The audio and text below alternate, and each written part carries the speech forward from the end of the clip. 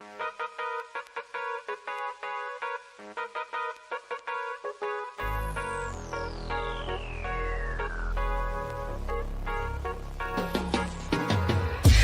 3, Debate with Big Sports Show.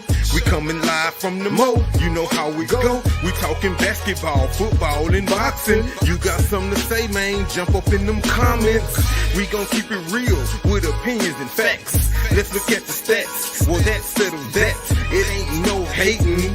We just debating, interviewing guests so we can learn how they operating. Give you our perspective in a way that's captivating. Another sports show to put in your rotation. See, Bake choose the topics, everybody looking. Laro got the commentary and he keep it cooking. Cole with the game, he coming live from Brooklyn. You know, it's the most serious production. We giving game free, so tap in and see. Season 3, DWB, MSC.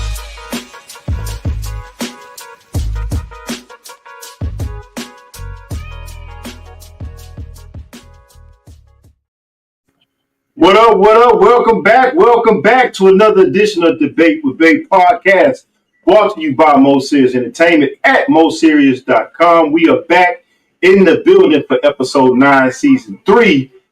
And we back. We got a special show for you all tonight. We got a couple of guests here that we're going to talk about football, college football, pro football, current football, anything that has to do with football. But we're excited about this episode because we're bringing in something new, something that we used to do, but we have guests and we got the panel here. We got the co-host. We got myself. I am Mr. Debate with Bake C. Bake here again. To my left over here is the man with the plan, Larry, a.k.a. Ro, a.k.a. Mr. Third Ward, a.k.a. Mr. Comic Relief for DWB. And then we also got my man Cole all the way out there in New York City, representing for the 5 boroughs, Of course, Cole is here, man, holding it down with the New York Knicks hats with the camouflage. But we back in the building, and let's start with you, Ro. What's going on, man? I see you over there. You got your Kings wear, man. I like that. I like the purple. What's going on with you, man? You had a good week? Man. Yeah, man. It's a great week. We did what we did. Bittersweet, you know what I'm saying, to say the very least, but we back at it, which is the important part. So we're good to go. I know we good to go, man. We took a hard loss yesterday here in the H in Houston, ladies and gentlemen. Of course, we lost to, the division rival. Yeah. Actually, the team that used to be here, the Tennessee Titans. Yeah, now they go. They were the Houston Oilers, but now they're the Tennessee Titans. But it was a division game. We got caught slipping. But it's all good. You got to take those division games serious. But what's going on, Cole, man? You looking very, very, very New Yorkish up there with that hat. What's going on with you, man? Happy Thanksgiving, by the way, Cole. You too, bro. Happy Thanksgiving, man. I'm traveling out tomorrow to the Midwest to go see family, but overall, man, life is good. Can't complain. Thankful for life. Thankful for health. Thankful for everything, man. Yeah, that's good, man. That's good, man. It's always good to hear from you, brother, man. You all the way on the East Coast. I kind of feel bad for you because it does seem like y'all sports teams are cursed other than the Yankees. Yeah. But y'all hang in there. That's what I love about you. You hang in there. You're a real fan. And you still have an advantage over me and Larry. Let me tell you why. New York, you always have 2 teams in each sport. So you get the hop from the Yankees back over to the Mets. Even though I haven't heard you hop from the Jets to the Giants. But, y'all got that advantage, I guess, of being the number 1 city or most populated city in the United States. So you get to pull for 2 teams. So, it's all good. But I will give you credit for this. You are a loyal, I've never heard you jump to the Nets. You are a loyal Knicks fan, so I have to give you credit for that. But we appreciate you, man. We appreciate you always standing up and being a true fan. If anybody knows anything about this podcast, Cole is a true fan. He rides or die with the Knicks. Even though if they look bad, he ride or die with them. So, hey, I got to give you credit on your loyalty, man. I got to give you credit on your loyalty. Yes. But anyway, anybody that's checking us out, this episode 9, season 3, go ahead and hit that like and subscribe because we are the sports center of MoSerious.com. Shout out to Chuck. Shout out to the whole Mo Serious family and check us out. Make sure you give us that like and subscribe. You can also participate in this show in the chat when we bring up questions, answers. We like for you all to get involved. So we all been doing a great job. Shout out to the chat. and let's get it going. We got a special episode. Before we introduce our guest and get into our interviews today, let's get into fantasy because we do have Monday Night Football with the brothers, right? The coaches, right? The Ravens. The Harbaugh Bowl with the Ravens and the Chargers, and Chuck will bring us up to date, and then we'll get our guest in, and then we'll get rocking and rolling. We got a different episode for you today. We're bringing in some real titans of sports today, so we'll get to that. But let's do fantasy right now, and then we'll get into our interviews. Let's go, Chuck.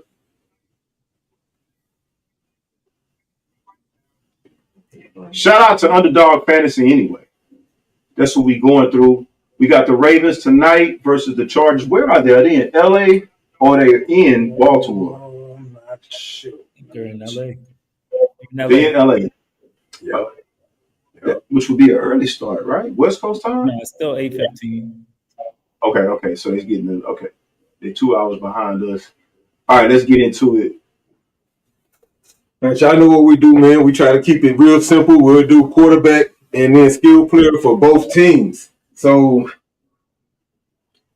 we look at Lamar Jackson. Y'all confident he gonna have more than 2 touchdowns? Passing? Yep. No. You don't think he gonna have 2 touchdowns passing? Cole, what you think? You a gambler? I say yeah. He's been passing the ball. I thought so as well. That's why I jumped to that one. You know what I'm saying? Listen. We 50-50. I'm with Roll. I am not going 2 touchdowns passing. They're a running team to me, but Do you think he'll have more than 47 rushing yards? Oh yes, yes. I like this. He's gonna have to. You good on his rushing yards? More than 47 rushing yards, though? In the game? Yeah, for the game. Oh yeah. I'll go with majority, but I wouldn't put him for 47 tonight. I think he's gonna pass it. Okay, so you think he'll be higher? I think he'll have. I think his passing will be higher than his rushing. So I think on the passing and the rushing. Do y'all think He's got the secondary though? y'all think he might throw a pick? It's possible. Man, I don't want to gamble on that. It's I don't want to gamble. It's possible. I mean, it is possible, but the thing about it is, what do we know about the Chargers? They 6-3. Is the AFC West strong this year? Yeah, they stingy, bro. I'm telling you. Can they beat Baltimore in LA? I think so. I love Herbert, I think so. but I don't think they'll win. Think about the way Cincinnati they just came back on Cincinnati, had that classic game last weekend. Cincinnati played Baltimore down to the wire where they put up numbers and lost at the end too. So it's like there might be some numbers put up, but the Chargers, that's the thing. We don't get that much media coverage on them. Can they do with Cincinnati? I mean, you got to remember Cincinnati. That's a division game. They scoring, bro. They scoring. So y'all think he gonna have more than 21 completions? Lamar? Yeah. I'm not going with that. Okay, so I think we're more confident on the rushing yard. Yes, definitely. Yes. All right. To win the game, he got to give him at least 47. He got to give him at least 47. So would you go higher or lower than 47? Higher. And you gonna higher too? Yeah. Even though you know what, we also got to factor in. I'm just throwing. I'm almost curious to see what your boy Tony said. Well, Well, Tony, we'll get Tony and them in a second. But let me just say this. Do we also have to consider what Derrick Henry is going to do tonight? Like, does Derrick Henry does him getting the ball, no matter how many touches, he's a big part of that offense along with Lamar. They got design plays for both of them to run. Does that affect Lamar's yardage in terms of him rushing? I think in a good way when they run them. Lately, they ain't been using them. But the question is, though, if Derrick gets off to a high start, do we think Lamar still gets that? Yeah, because then they're going to have to change it up once they make the adjustment and try to take it. I'm going to go higher on him. That's when they can. All right, well, let's go higher then. All right, let's go with so I was thinking about Zay Flowers, but you brought up Derrick Henry. What I think Derrick gonna do? Do you think Derrick gonna have at least one rushing touch? No, I'm sorry. Hold on. See, that's why they be hating me. That's why. Tony, let's get you in on this. We'll introduce you later, but let's get you in on this, Tony. What do you think about Derrick Henry tonight? Chuck gonna read off some numbers. Let's see if you would gamble with us. Tell us what you would do. Chuck, give us the numbers on Derrick Henry tonight. We gambling on Underdog Fantasy. Do we think he gonna have at least 85 rushing yards? Yeah, he'll have over 85. I think they're trying to save him. They're trying to save him for the end of the year. They won't be running at the end of the year. That's why he's not getting them touches right now. but it's about time to start turning it on. What is it, week 12? Right. Yeah. So how y'all feel about him having more than 85?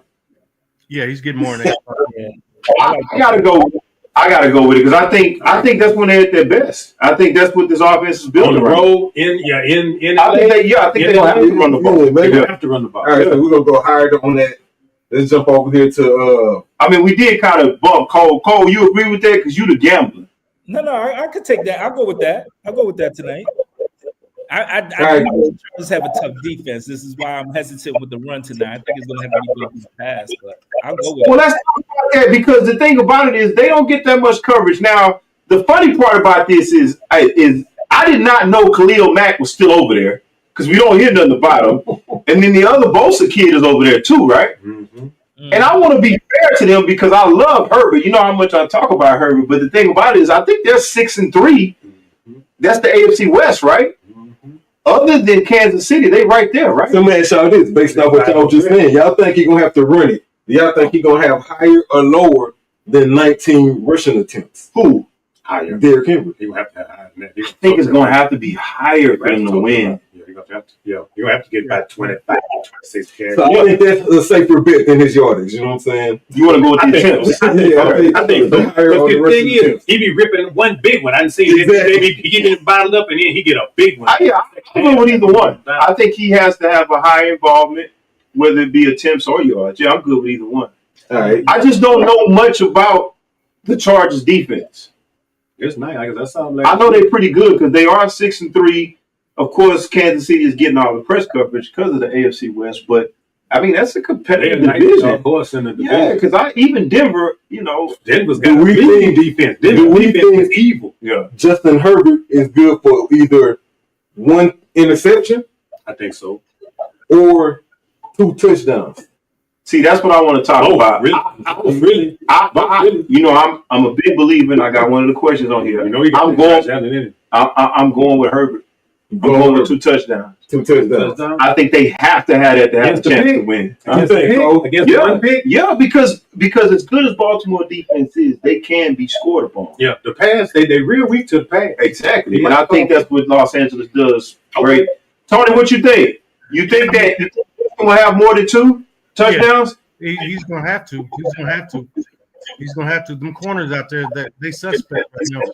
Mm-hmm. He's a decent quarterback. Right, and I think once you get past that front 7, I think that's totally legit what Tony said. When you get past that first 7 of Baltimore, Leaky, yeah, down Yeah, there. they're Vulnerable. vulnerable Vulnerable. secondary. Yeah, that's true. So who we throwing these touchdowns to? Lad McConkey. Okay, that's all. Is they number 1? He not their number 1, but he lined up in that slot a lot. He get a lot of mismatches. I like Palmer Okay. tonight. You like Palmer? Yeah, I'll roll with that. Yeah, I like that too. I like Palmer. Joshua Palmer. Okay, so do we think Palmer gonna have at least 3 catches? I'd rather go I with think- touchdown. Yeah, I think he has to. Yeah, they get blown Hold out. on, you said you rather go with Just a touchdown for him. But Cole, you don't think they have to? I mean, the strength of that offense is obviously Herbert. Mm-hmm. I think You don't think? I think they're going to use the Dobbins in the beginning to set up the play action. But I think that by the end of the game, it's going to be they have to pass it to win. They ain't They gonna got both. be towards the end. Baltimore. They got you both. think he's gonna have more than 34 receiving yards? Yeah, I believe so. Now they're using Dobbins in a multi, kind of like a Marshall Faulk multi-purpose role. Does Dobbins do both? Does he run and catch? I think he does, right? He does. He gets a little bit more burn than Gus Edwards. So, Okay. They got both them backs from Baltimore, huh? Former Baltimore Ravens, I think. Yep. So on Palmer, y'all think he's gonna have more than 34 receiving yards? I think I'm gonna roll with Cole with the Cole. You said 1 touchdown with Palmer. I say 1 touchdown with Palmer. I'm good with that. Tony, you know anything about Palmer? No, not really. But at the West Coast, man, something missed a bunch of those games, man. Yeah, exactly. That's what I'm saying. We don't have that much coverage on. I didn't know the Chargers were 6-3. I didn't know. All we hear about is Kansas City. You know, so they actually, I think they going to the playoffs this year. Everybody rolling, but who? The Raiders? Yeah. The Raiders on the team. The division is actually better than what I thought, the AFC West. It's just all Kansas City that gets all the national. South. Yeah, of course. You know, that's funny. I'm going to bring it up later. You know, nobody's talking about how bad Trevor Lawrence is playing in Jacksonville. Yeah, he's been real undercover. Nobody's saying widely stinking it up. I hate that. I think is he out? Is he out? He needs to be out. Yeah. I mean, at least it would be an excuse. For real. I mean, here's the thing. We want to talk about the kid in Carolina. We want to bench him. Then we bring him back. But nobody's talking about what's going on in Jacksonville. Jacksonville is like give him up. Yeah, we ain't got no criticism for Trevor Lawrence. But, you know, it is what it is. I like it. We need to keep him there. Just like I said about Daniel Jones, he had to quit for them to get him out of the way. Ain't that crazy? No criticism, huh? You know what? No, I actually think he's gonna be all right somewhere else, though, man. I just think you biased to New York. You've always been optimistic about that dude. I told you that dude is trash, and he got more chances than anybody. And now, that's what's unfortunate. He has to quit for them to bench him as bad as he's been playing. And you want to just like everybody else in the national media, you want to give credit to, well, the Giants are not that good anyway. No, Daniel Jones needs to be benched. He needs to be benched. They haven't done right by him. He's been in the league. If you can bench Bryce, Daniel deserves to be benched. Daniel's gone now. Is he gone after this game, right? He can get on the way. Tony excused himself, which he should have done. The Giants should have done it. Exactly. That's how you know. That's how you know he was playing bad. He excused himself. We gonna see. All right, so look, Underdog got the Palmer pick locked, so I can't go with his pick. I need one more pick from Underdog. Let's go with Dobbins. Chargers. Let's go with Dobbins with multi-purpose yardage. How about that? Dobbins from the Chargers? Yeah. McConkley. You see, I got McConkley. I got Quentin Johnston, Gus Edwards, Darius Davis. I say go with Dobbins. I don't know anybody else over there, man. Dobbins? D-O-B-B? Yeah. I say go with Dobbins because he's the one that makes Sports Center. That sounds so bad. But he's the one that makes Sports Center over there other than Herbert.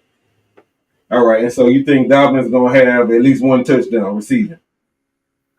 Receive? You got to do receiving? I wasn't that confident in the totally right. Totally right. A little bit more. Okay. Can we do combination?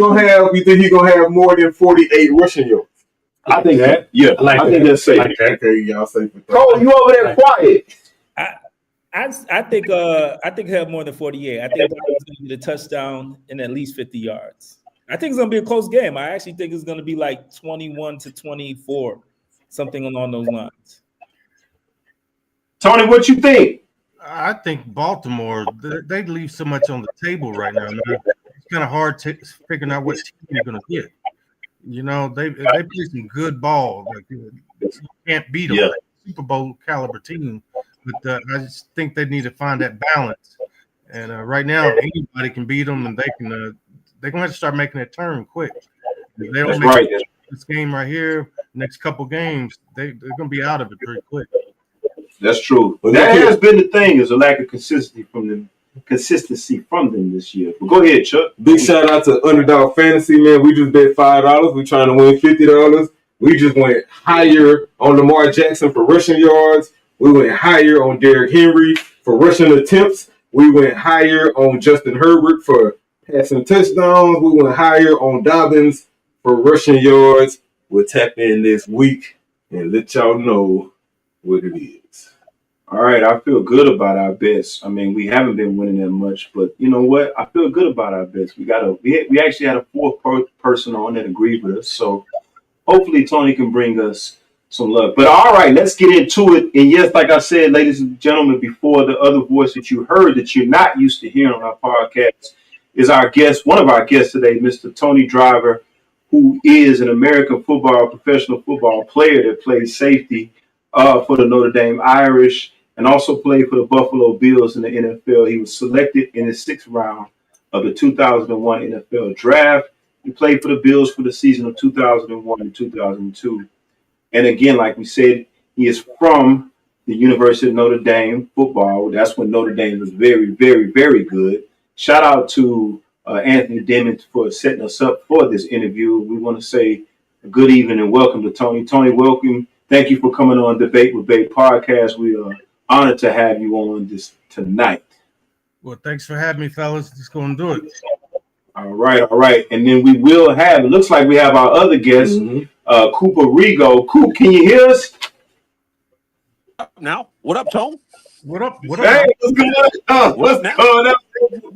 Ladies and gentlemen, we have our other guest, Cooper Rego, in the house as well. A former West Virginia football player who played college football on a high level and is doing some things. We're glad to have you on, Coop, man. We got my co-host Larry Evans here to my left. My other co-host to the top of your screen to your right is Mr. Gerard Cole from New York. And we also have Tony Driver, our other guest, on. It's probably to your left of the screen here, but we glad to have you, Coop, man. You're looking good. You sound good. And we're just going to kind of bounce some questions off of both of you guys. But we're glad to have both of you guys on with Debate with Bait podcast. And everybody that's tuning in tonight, make sure you hit that like and subscribe. And let's get into it. All right, Tony, I want to start with you. Just a little bit of a background. Now, I am curious to know myself. Can you tell us about the experience? Now, if I'm correct, you grew up in Louisville, Kentucky, correct? Tell us about you. Go ahead. I'm sorry. I'm originally from Glasgow, Kentucky, a small town in Kentucky, but I moved to Louisville when I was 8th grade.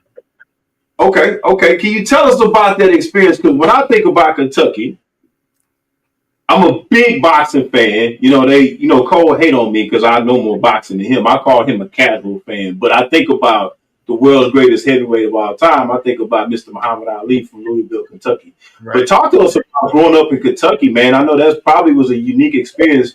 Go ahead and educate us on that, growing up in Kentucky, and kind of give us a background as to how you got into football. First off, the first up through 8th grade, I grew up in country boy, cows, horses, and pigs and farms and stuff like that. So later on, like in 8th grade, we move up to the city. The city life is Louisville, and that's a completely different ball game. Football-wise, my pops, he played for Murray State, and he got me turned on to football. That's where I found a love for the game at. My pops got signed up. It cost $10 to get us into the sport, and I've been playing it. Been playing it ever since, bro. Okay.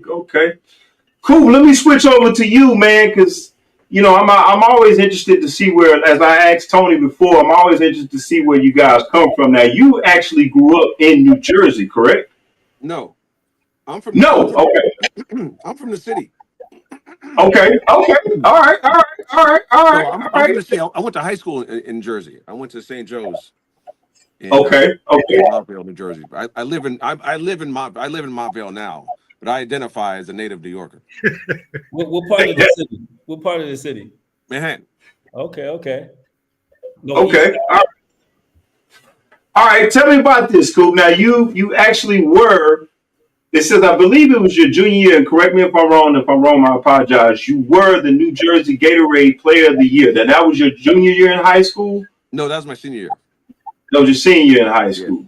All right, talk to us about your high school experience in New Jersey, correct? Yes. Football. I went to St. Joe's from 1993 to 97. And St. Joe's is an all boys Catholic school. So when I got there, they had only won 2 state championships in 1987 and 88, and then they lost by like 1 point a couple times. So my freshman year, the varsity team lost the state championship by 1 point to Del Barton, and they were undefeated the whole year, and then they lost. And then my junior year. 1995 was the first time St. Joe's won a state championship in the 90s, and then I won again as a senior, and then St. Joe's has won like 15 since then. But we were the ones that started it. So y'all kind of started everything, right? Yeah. Okay. Now you got a rich background too, as well, Coop, in track, right? Yeah, I ran track too. Yeah. Talk to us about that experience. Did you do that? You did that the same years as? I mean, did you also do that in high school as well? Yeah, I did it. I started in 7th grade. I started everything in 7th grade. I started football. I wrestled and I ran track in 7th grade.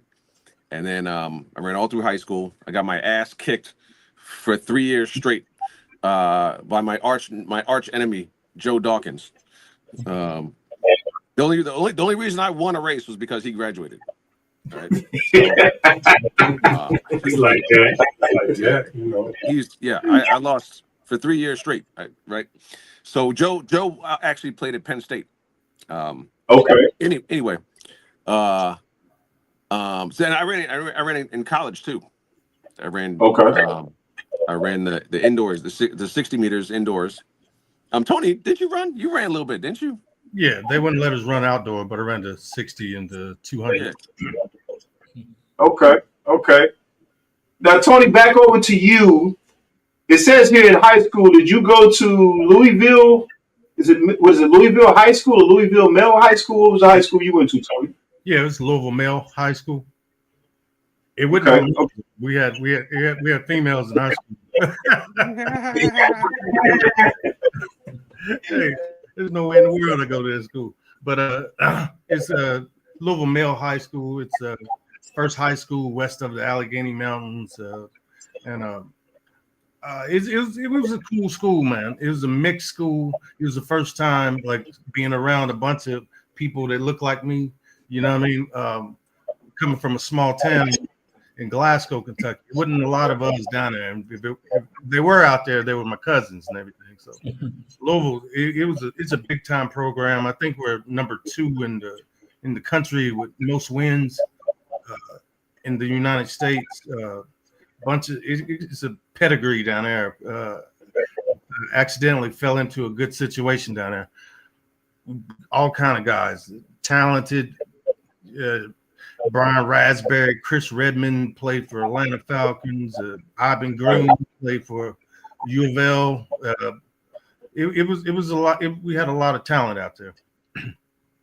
Now, obviously, both of you guys, and I'll let my co-host get in here. I want to ask another question, and I'll let them ask you guys a question. I want to pose this question to both of you guys. I'll start with you first, Tony. Talk to us about how recruiting looked for you in high school. And then, you can be as specific as to, do you remember your first school who was interested in you? How did that recruiting experience go for you? And then how did you end up, for you, Tony, in particular, how did you end up at Notre Dame making that decision? And then we'll go to Cooper next after that. I absolutely hated the recruiting process, man. I hated it.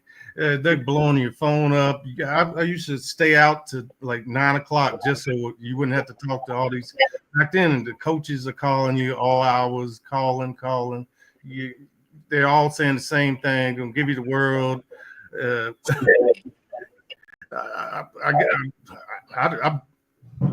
Lou Holtz recruited me when I was coming in, and that same year he ended up leaving, or they pushed him out. I'm hearing different stories, but then I left. I was getting ready to go down to Florida State.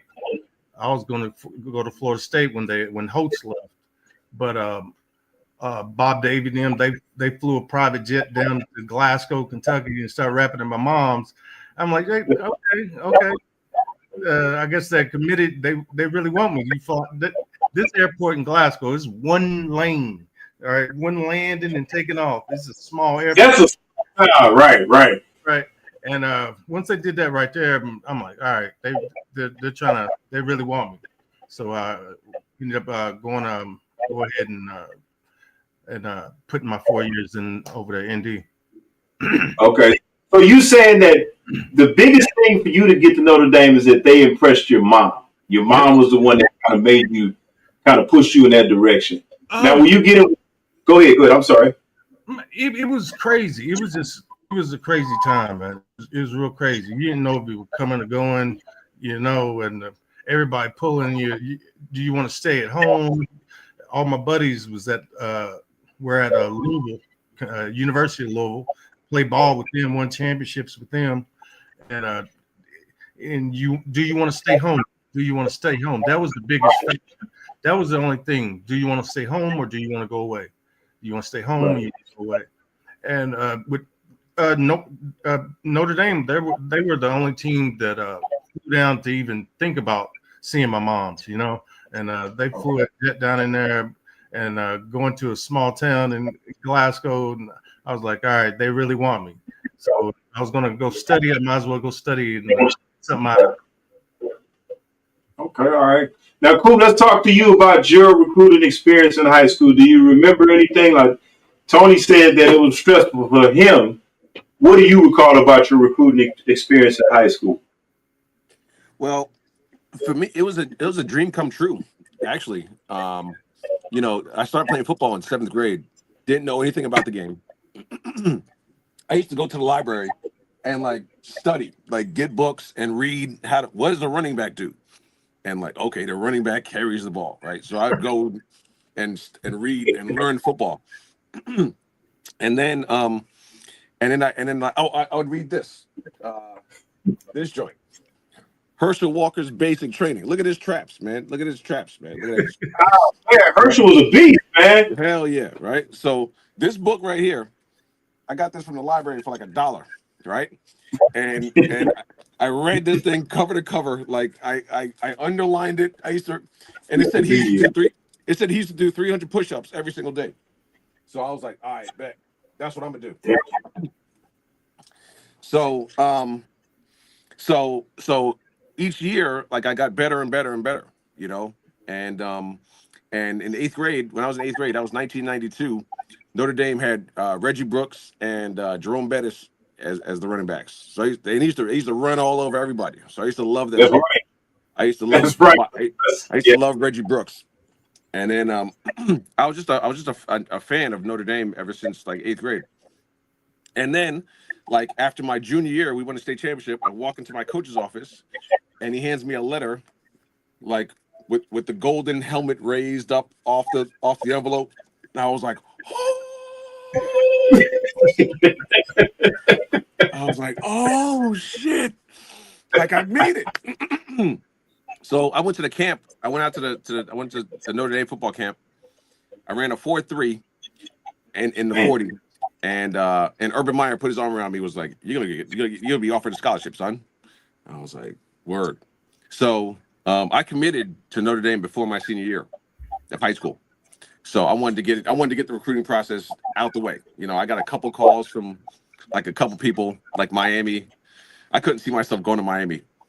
That would have been crazy though if I did go to Miami at that time with Frank Gore, McGahee, Clinton Portis, Edgerrin James, James Jackson. You talk about running back, you man. Yeah. So let me ask you. Again, I'm gonna let my co-host get in this because I can do this all night. Back to you, Coop. So when you said that when you got that letter, you admired Reggie Brooks. You talked about the bus. When you got that letter from Notre Dame, was that your moment where you said this is real, and I actually have a shot to play at the school that I always wanted to play at? Did it get real for you then, or was it before that? No, I think when I first got there, Tony, remember when we first got there? Like, first of all, we had 3 practices a day, right? This fool was out all night. And then get up and go to practice the next day. I'm like, Tony, did you sleep? No, man. I'm like, anxiety, man. Anxiety. I can't sleep when you got something important to do the next day. I'll be up. I understand that. Yeah. So that's when they got. When I first got there, I was like, I don't know if I can play with these dudes, right? Because everyone was huge, right? and then like by like mid-season, I was tearing them fools up on the scout team. I was like, oh, I can definitely ball here. This is nothing. Okay. Cole, you want to add? Go ahead, Cole. Roll, whoever want to get another question, go ahead, because I could do this all night with these two, man. Go ahead. As black athletes in college and so forth in professional sports, what was your most interesting? I'm not gonna say interesting, but what was the most memorable moment in regards to dealing with racism in sports? No. Memorable moment. Racism. Like that moment you were like, wow, I can't believe this is happening to me. Good question. Hold on, let me try that. Hold on, I gotta charge this phone. Hold on. My phone's about to die.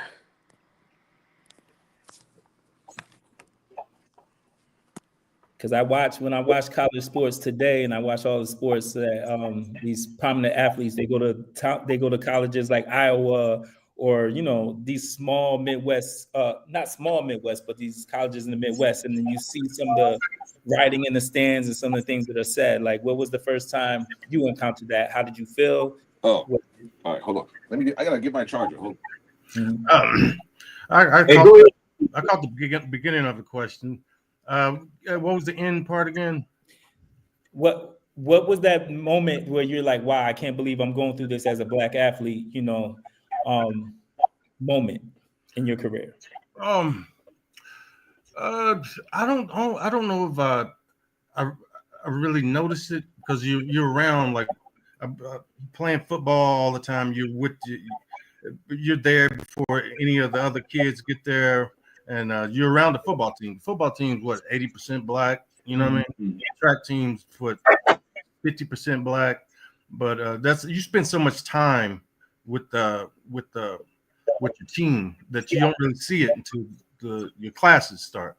And I'm nervous as all get. I'm nervous. You go into one of the most prestigious universities in the world, and I got to put in a bunch of hours on this football field, and I got to turn around and I got to do a bunch of hours in this classroom. So I was really nervous when I first got there, and so I all the classes I had a tutor for every class. Like, I got to have a tutor for he had calculus your freshman year, you had physics your freshman year, and I'm like, oh, I go to all of my classes. That right there was the first thing that you have to separate real quick. You have to get your time management down quick. If you don't get your time management down, I've seen a lot of people you lose it if you don't get that time management down.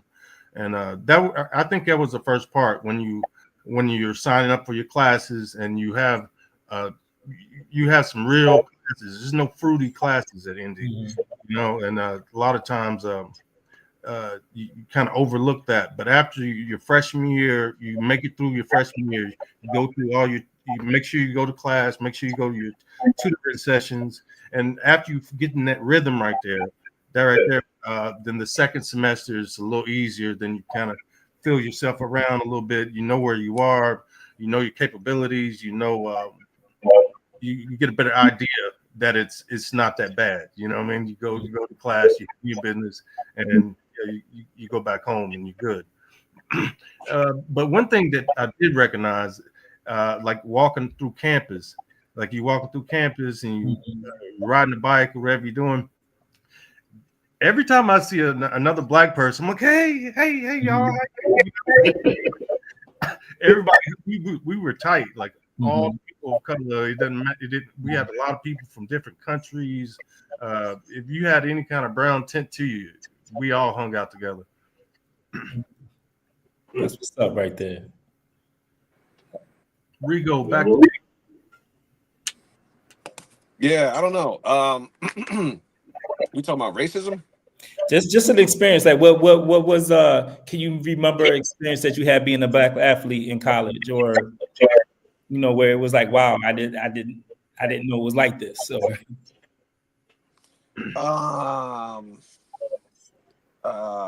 the one thing about Notre Dame is most of the Black people are athletes. Right. So it's automatically assumed that you're an athlete just walking around as a melanated person. At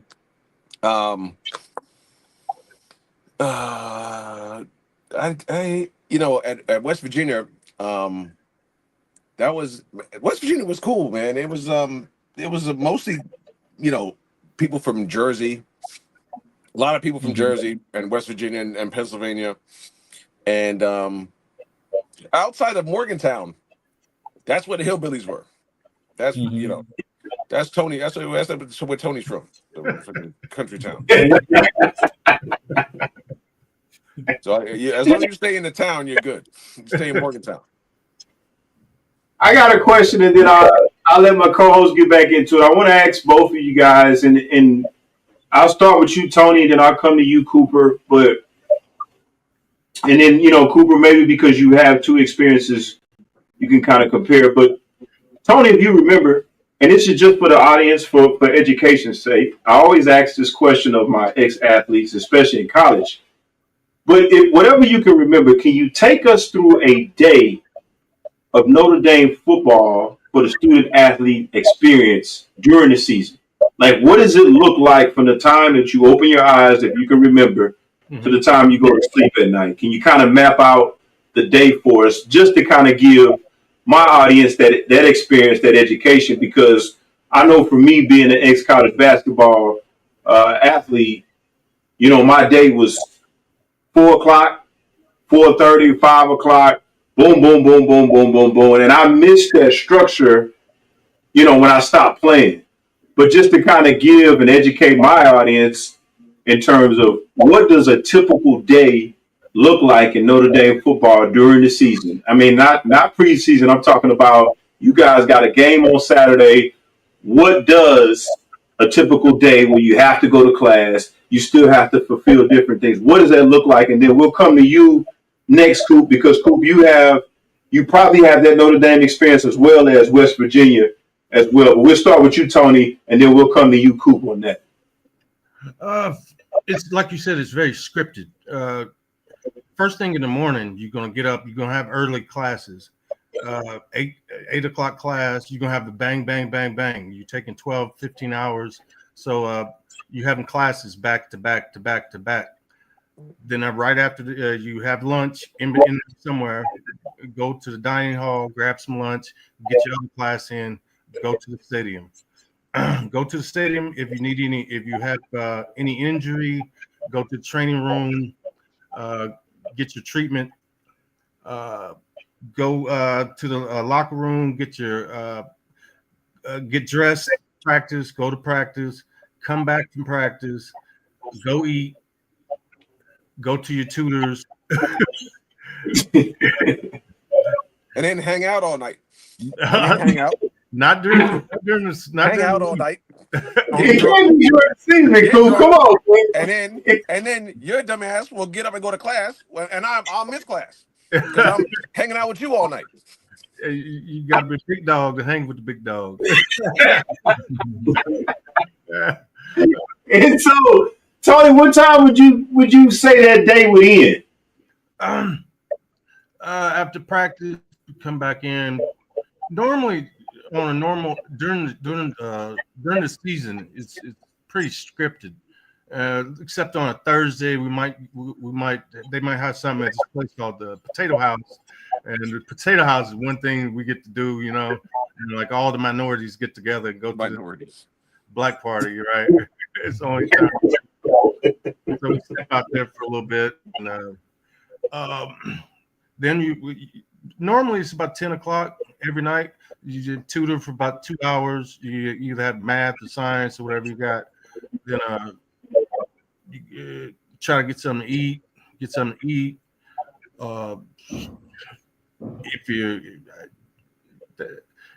ends about probably 10 on a normal night. Right. Then it starts all over again. Later on, you get better.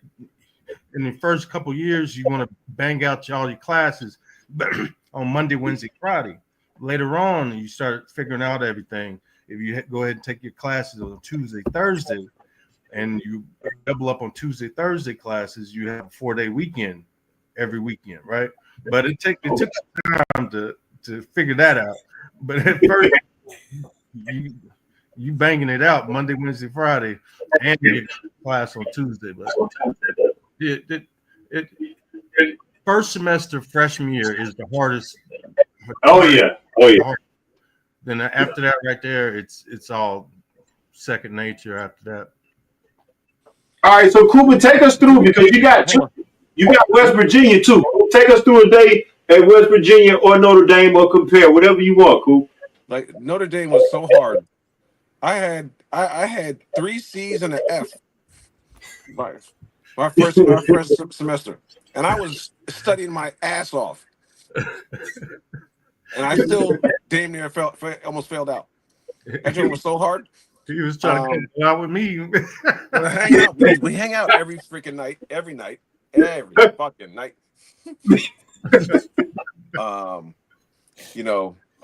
Up to debauchery,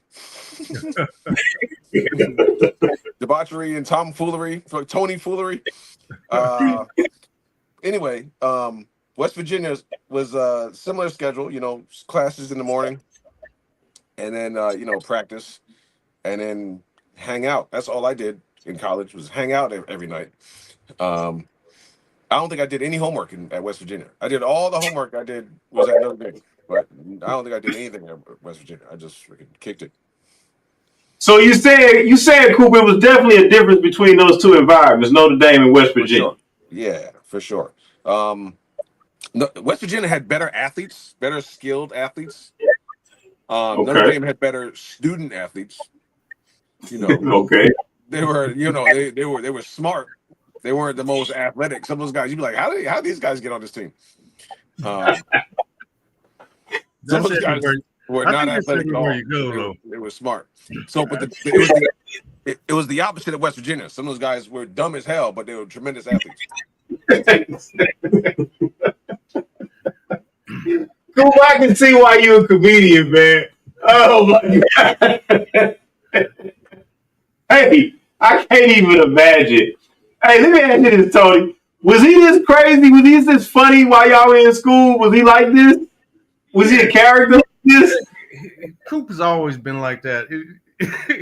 He's always been like that. From day one, we ran into each other like boom, boom, boom. Hey, what's up now? What up now? What's up now? What up now? He's the jokester of the Coop. Well, you need one as a man. We met. Me and Tony met at the Reebok All-American High School All-American TV show thing. It was in Disney World. Mm-hmm. So he had just signed with Notre Dame, like the last minute, and then I was already committed, and then they flew us down to this All-American thing. So he's like, I'm like Cooper Rego. He's like Tony Driver, Notre Dame. Yep, we were best friends ever since then. Right? but he's cuckoo, man. I used to at Notre Dame, everyone has a bicycle, right? So I had a bike. Tony didn't have a bike. He's like, I'm good, I'll run. He'll run next to me while I'm riding the bike. I was like, how are you running, B? Like, are you crazy? You just had practice. You're just gonna run? He would run mad far. Unbelievable. This dude is unbelievable. I've never seen him lift weights.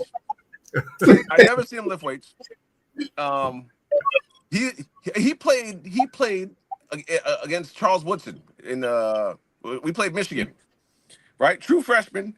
This fool gets out there butt naked, nothing on his arms, nothing, no tape, no band, no wristband, nothing. National TV, butt naked. Playing against the Heisman Trophy winner. I was like, what the hell? This guy doesn't make any sense. I don't know how he does this. I didn't care, you know what I mean? I'm like, that's exactly it. You don't care. I came out there, I'm going to ball. I don't care who's on the other side. You got to go against me. So I can wear whatever I want, you know what I mean? Yeah, I have a question.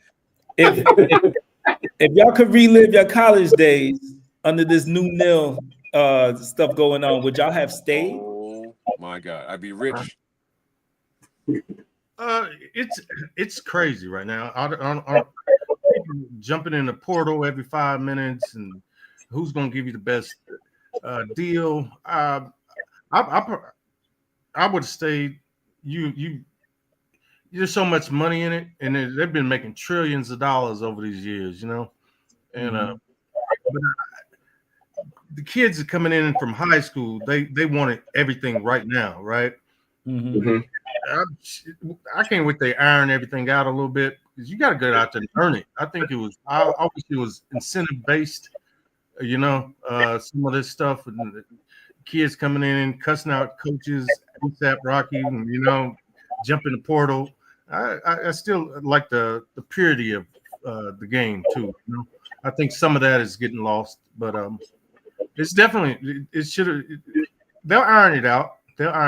But it's definitely getting some spreading the wealth out a lot more. Yeah. So you would have stayed at Notre Dame and not went nowhere else? You wouldn't have went anywhere else? I don't like moving around like that once I'm somewhere, but the only issue I have was with our coaches. Our coaches, yeah. Bob Davies, he was a character, man. His first time being a head coach, and I kind of wish I had somebody that he knew the formula and got out there. And I wanted to win the national championship at Notre Dame, but it was just too many loose pieces at the time. Jumping ship and after we meet some people like Coop and some of our buddies, like once you're there, you put in that work with some of your teammates and people you still talk to today. I don't think I would have went anywhere. That's real right there, man. That's definitely real. Shit, I would have went to Colorado. That's where I go. I go to Colorado right now. Right now. Coach Prime. That make all the kids of the world, right? Coach Prime, right? Coach Prime. That's where I go. Shit. I've coached in the last 30 years. There's been 4 running backs to come out of this area to go to Notre Dame. Me, and I coached the other 3. All right. So Ryan Grant, who's my cousin, Audric Estime, he just got drafted by the Broncos. Broncos, the running back that was playing yesterday. Yep. So I coached him in high school. And then Notre Dame just got a new commit from DePaul High School, Nolan James. He's at DePaul High School in Jersey, and he just decommitted from Boston College and switched over to Notre Dame. So running back training camp is going strong. And I want to stay there, Coop, because I want to talk to you about that. You do a lot of good research on the position of the running back. It seems like you spend a lot of time on it. What would you suggest as a young kid coming up playing football, let's just say anywhere out of the country, what do you think that a kid needs to do to be a successful running back? Because, I mean, you take a lot of pride in the position. What would you say some tips that kids would need to do, whether it be on or off the field, to be a successful running back, whether it be college or going into the NFL? Because you do a lot of good research on that. What would you suggest that kids need to do to be successful running backs nowadays? First of all, study. Now, I'm someone that studied, right? Tony Driver is not someone that studied. He just get out there and just naturally just go out there and just play. He's just like that, right? I had to like actually study and work and train and do all these things like a real athlete, not like him. So what I would say is like Saquon Barkley is bananas. That dude is just insane right now. Actually, all the NFL running backs are dope, but like Saquon's just on another level of ridiculousness. That backwards hurdle was just insane. That was crazy. Yeah, that was 30s. fucking bananas. I watched it 10,000 times. Mm-hmm. I'm trying to figure out how in the world he did that. So I would study. Well, first of all, you got YouTube now, so right. So like back in the day, I had tapes, right? I had mad tapes. I used to tape football games and watch football games. But you have the highlights on YouTube. You can watch every game that's ever been played right on your phone. So and you can watch cut-ups of like every running back that's ever played. So like I have like a file of almost every running back that's ever played. on my YouTube channel. So like I'll just send kids mad videos of running backs to watch and study. And I mean study like every single move, and then go practice it. That's what I used to do. I used to study, and then go on the field and like practice. With me, it was more of the whole game of football. So I'm kind of a slash. I'm a running back, receiver, DB, kickoff return, punt return. I work harder than anybody, but I work harder than anybody out there. You got to give me that one. But it'd be in so many different areas. You know what I mean? A lot of times they didn't see that. But you there's only one way to catch a punt. And you got to get out there and you do it over and over and over. Punt returns, kick returns, over and over. The work's out there, but it's not just in one position. You know what I mean? Cooper's is a dedicated running back. He's cold. He's running back out there. Barry Sanders type running back when he was out there, and he studied Barry Sanders. I had Walter Payton when I was coming up, and they didn't know what to do with me at ND. He's just like, hey, I went to like 4 different positions while I was at ND. You know, and I think that hurt the draft stock. I'm like, they didn't know what to do with me out there. I was like, DB, strong safety 1 year, free safety.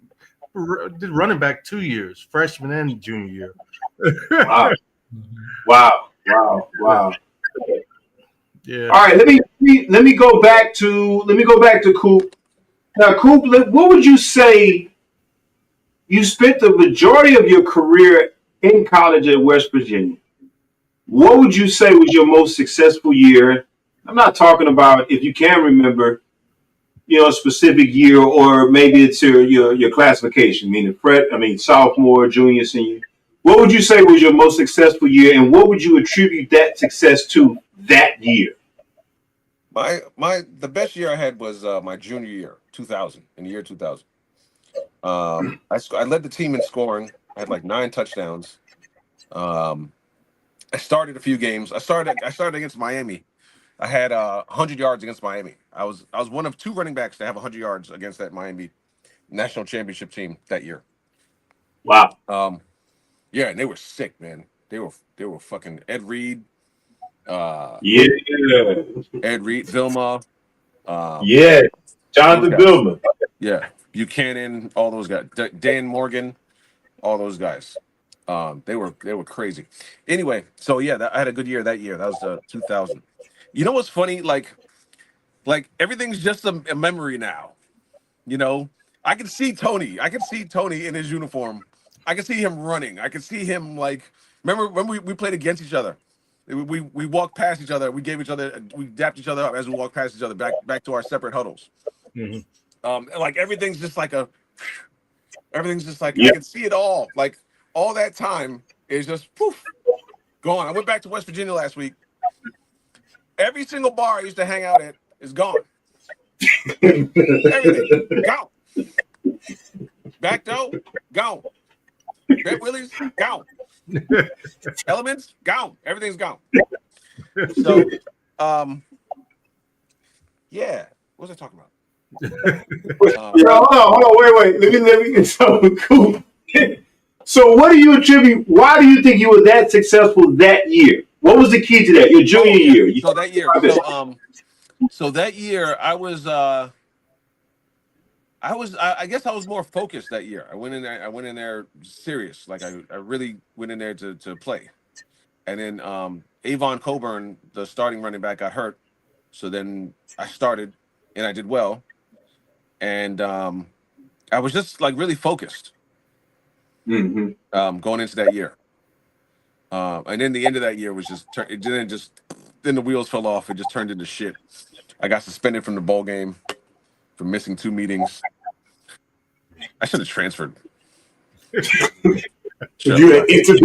right? Tony, let me give you my last year. Let me give you the same question, and then we'll go to Chuck and somebody else. But what do you think was your most successful year at Notre Dame, and why? What do you attribute that successful year to? Probably my senior year. Like I said, I started off at running back, freshman year. Sophomore year went to strong safety. Junior year went back to running back. Senior year went to free safety. Probably just having that experience my sophomore year at defense, on defense, learn defense, and probably my senior year. I think I got. I don't know if it was senior. It was like 2 picks in one game against Drew Brees twice. Oh yeah. Yeah, I see. I can get y'all played against all these great pros. Go ahead. My bad. Yeah, I think I played like every game. I go out there and I play. I don't really see it like that. I'm gonna have a good game every game. If I can't do something right, if I can't do this right, they're not calling a play for me over here. I'm gonna make a play over here. I'm gonna make a play over here. I'm gonna make a play over here.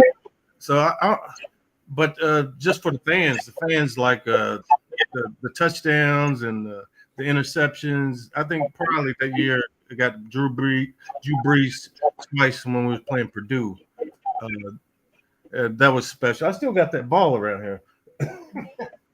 Yeah. That's what you win. You gotta keep that. That's what you win. Yeah.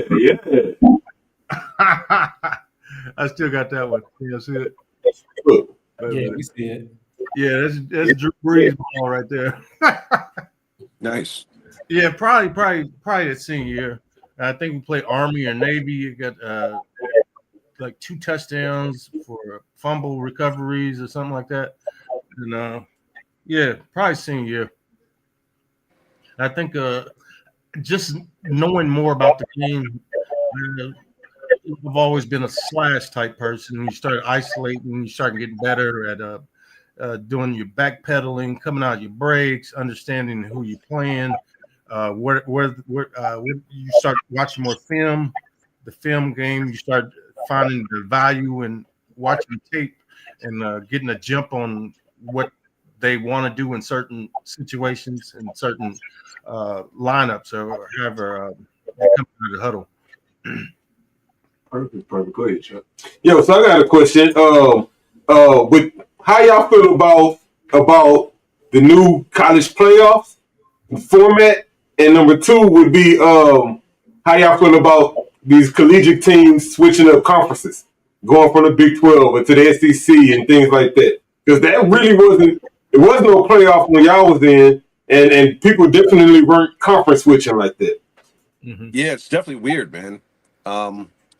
The Big East, which is what West Virginia was in back when I played, is gone. Everything gone. Big East gone. So they don't even have the same rivalries like they used to. You know, it's weird. I was just watching like Stanford and California. Are they in the ACC? Something like that. Yeah. It's in the ACC. I'm like, what's the hell going on? That's weird. I really don't know. Like y'all said, like I don't know where everyone landed at yet. You know what I mean? The playoffs. I think I like the idea of the playoffs, but indeed they're always going to be independent. They won't get that NBC money. That's right. Right. So they're not going to give up off that. Then the playoffs. It's kind of the schedule. I remember when we were playing. Our schedule was every game you had somebody. You got A&M, you got Nebraska, you got Michigan, you got Michigan State, Arizona, whoever we're playing, LSU, Tennessee, and it's back to back to back to back to back. And the strength of schedule, I don't know how they're going to start doing that. Like what teams what now? You know, I don't know. There's a lot of teams out there right now that you just don't know what they have right now because they move around so much. And the strength of schedule, it's going to take a while to get used to it, but I think it'll be good for the game with the playoff. Perfect. Oh, you got something. So let me ask you all both something, and then we'll move on. I'm always curious. You know, I played a little bit of college basketball, and I always like to tell those old stories.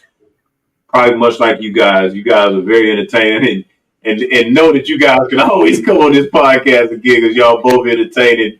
And even this dynamic, I was worried about it because I was like, man, how are we gonna do two? But y'all feed off each other so well, and I thank you all both. But what I want to ask you both, and I want to stick with the college experience. I'm always big on this, but for you both, and I'll start with you, Coop. Who was the best player you ever played against, and why? Let's start with you, Coop, and then we'll go to you, Tony, next. I know for me, it was Carmelo Anthony when I was in college. Best player was Michael Vick, because nobody knew who he was. Right, 1999, he was a redshirt freshman. He came onto the scene and just was like lightning fast. He was faster than everyone else on the field. Right, like he'd be there, and then he's there, like that. Now I was fast. He was like way faster than I was. Like he was unbelievable. We played at Virginia Tech. This fool threw the ball so high. I remember watching the ball like, God damn, right? He threw this ball so high, it hit the receiver right in the face. And he scored a touchdown. He was unreal, man. Michael Vick was unbelievable. You know who else was good? Santana Moss. Santana Moss was Frank Gore was disgusting. If Frank Gore never would have got hurt, he would have been the all-time leading rusher in the NFL. No doubt. He's like third. No doubt. He's third, I think. Yeah, no doubt. 2 ACL injuries. That's after 2 ACL injuries. No doubt. He played against us his freshman year. He got the ball 6 times. He had 150 yards.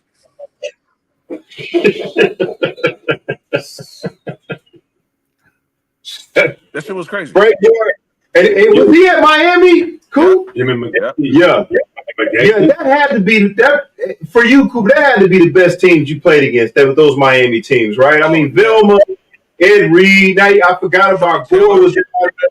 Was Ray there yet? Well, Ray was at Ray was at no, he wasn't. Before he was over. Okay. Yeah, those Miami teams, they had to be the best. They got a job. Would you say, Coop? Would you say you was I don't know, more of a scat back or multi-purpose back? Like you got $1 on that defense, on that Miami defense? That's mean. I'm a good old-fashioned tailback. Yeah, north and south. Just hand me the damn ball. Don't get fancy. Don't try to throw me the shit. Just hand me the ball, man. I can think. Old school 24 counter. I'm just like, give me a fullback, tight end, and let's go. Tony, what about you, man? What was the best player you ever played against? And obviously, you have, you got some NFL experience, but let's stay in Notre Dame in college. Who was the best player you ever played against, and tell us why? I'm thinking about that. You got to be Charles Woodson, probably. Charles Woodson's just sick with it. Charles Woodson, Tim Crouch out of Nebraska was really good. Yeah, he was good. Yeah. LaDainian Tomlinson was sick. TCU, I saw them. LT, see slippery. He's so slippery. And Woodson, he was just athlete,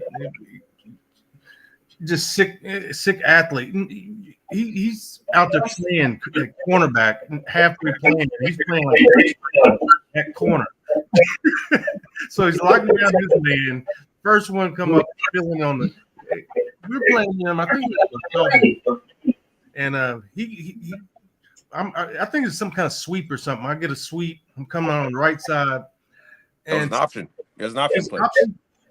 Man, he hit me so hard. I got up. I got pulling mud out my helmet. Eyes across. I'm like, what in the world was that? I didn't know that it was him that hit me until we watched it on the film.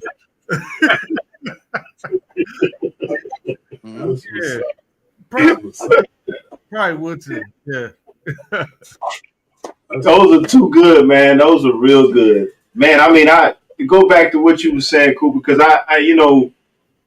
I sit back and think about Vic, man. Even I mean, I don't know if you guys remember. You probably do. We talk about it a lot on this podcast. But I mean, just remember how scary Mike Vick was in Atlanta.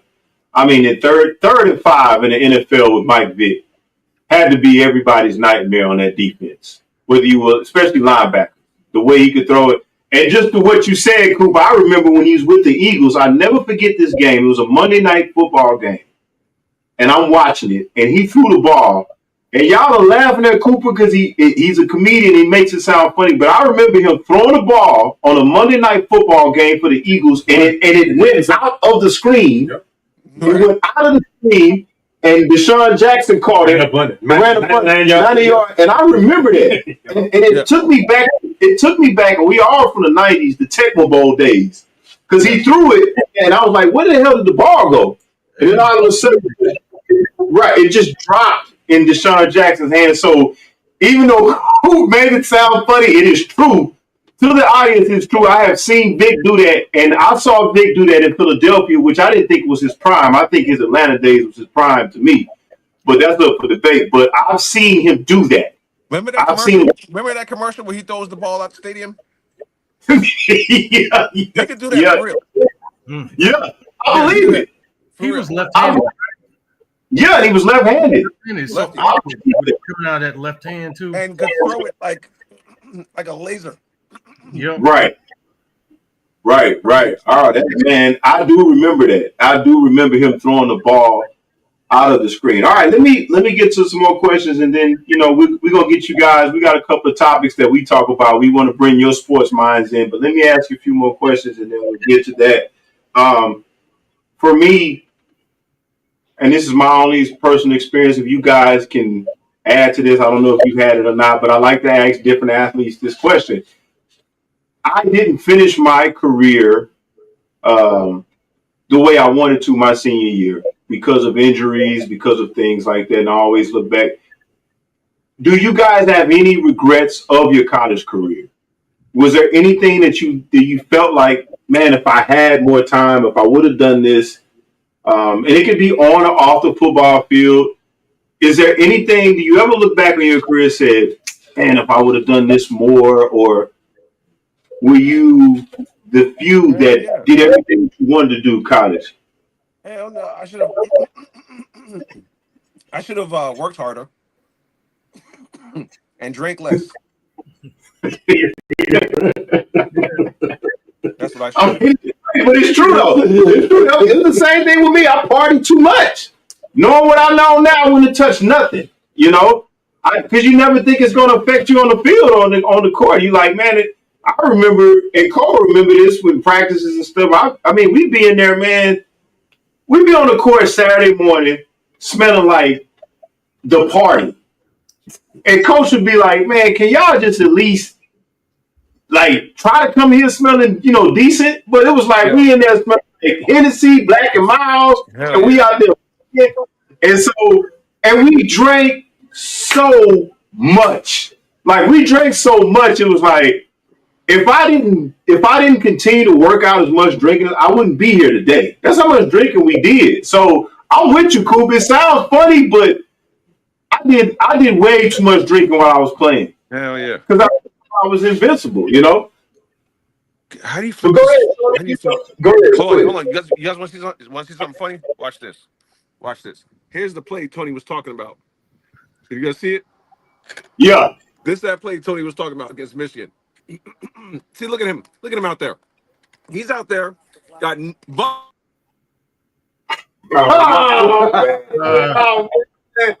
on, cool. Oh man, you plug yourself. But Tony, let me go to you. Do you have any regrets until Coop comes back on about your college career? No. The only thing I wish I didn't care where I played at. I kind of wish the coaches had a better idea what they were wanting to do with me. Because I'm learning the playbook here, then turning back over and learning the defensive playbook, then going back and learn the offensive playbook again and going back. I wish that's the only thing really to because I can play a bunch of positions. I get it. You know what I mean? I wish I would have started off at free safety earlier.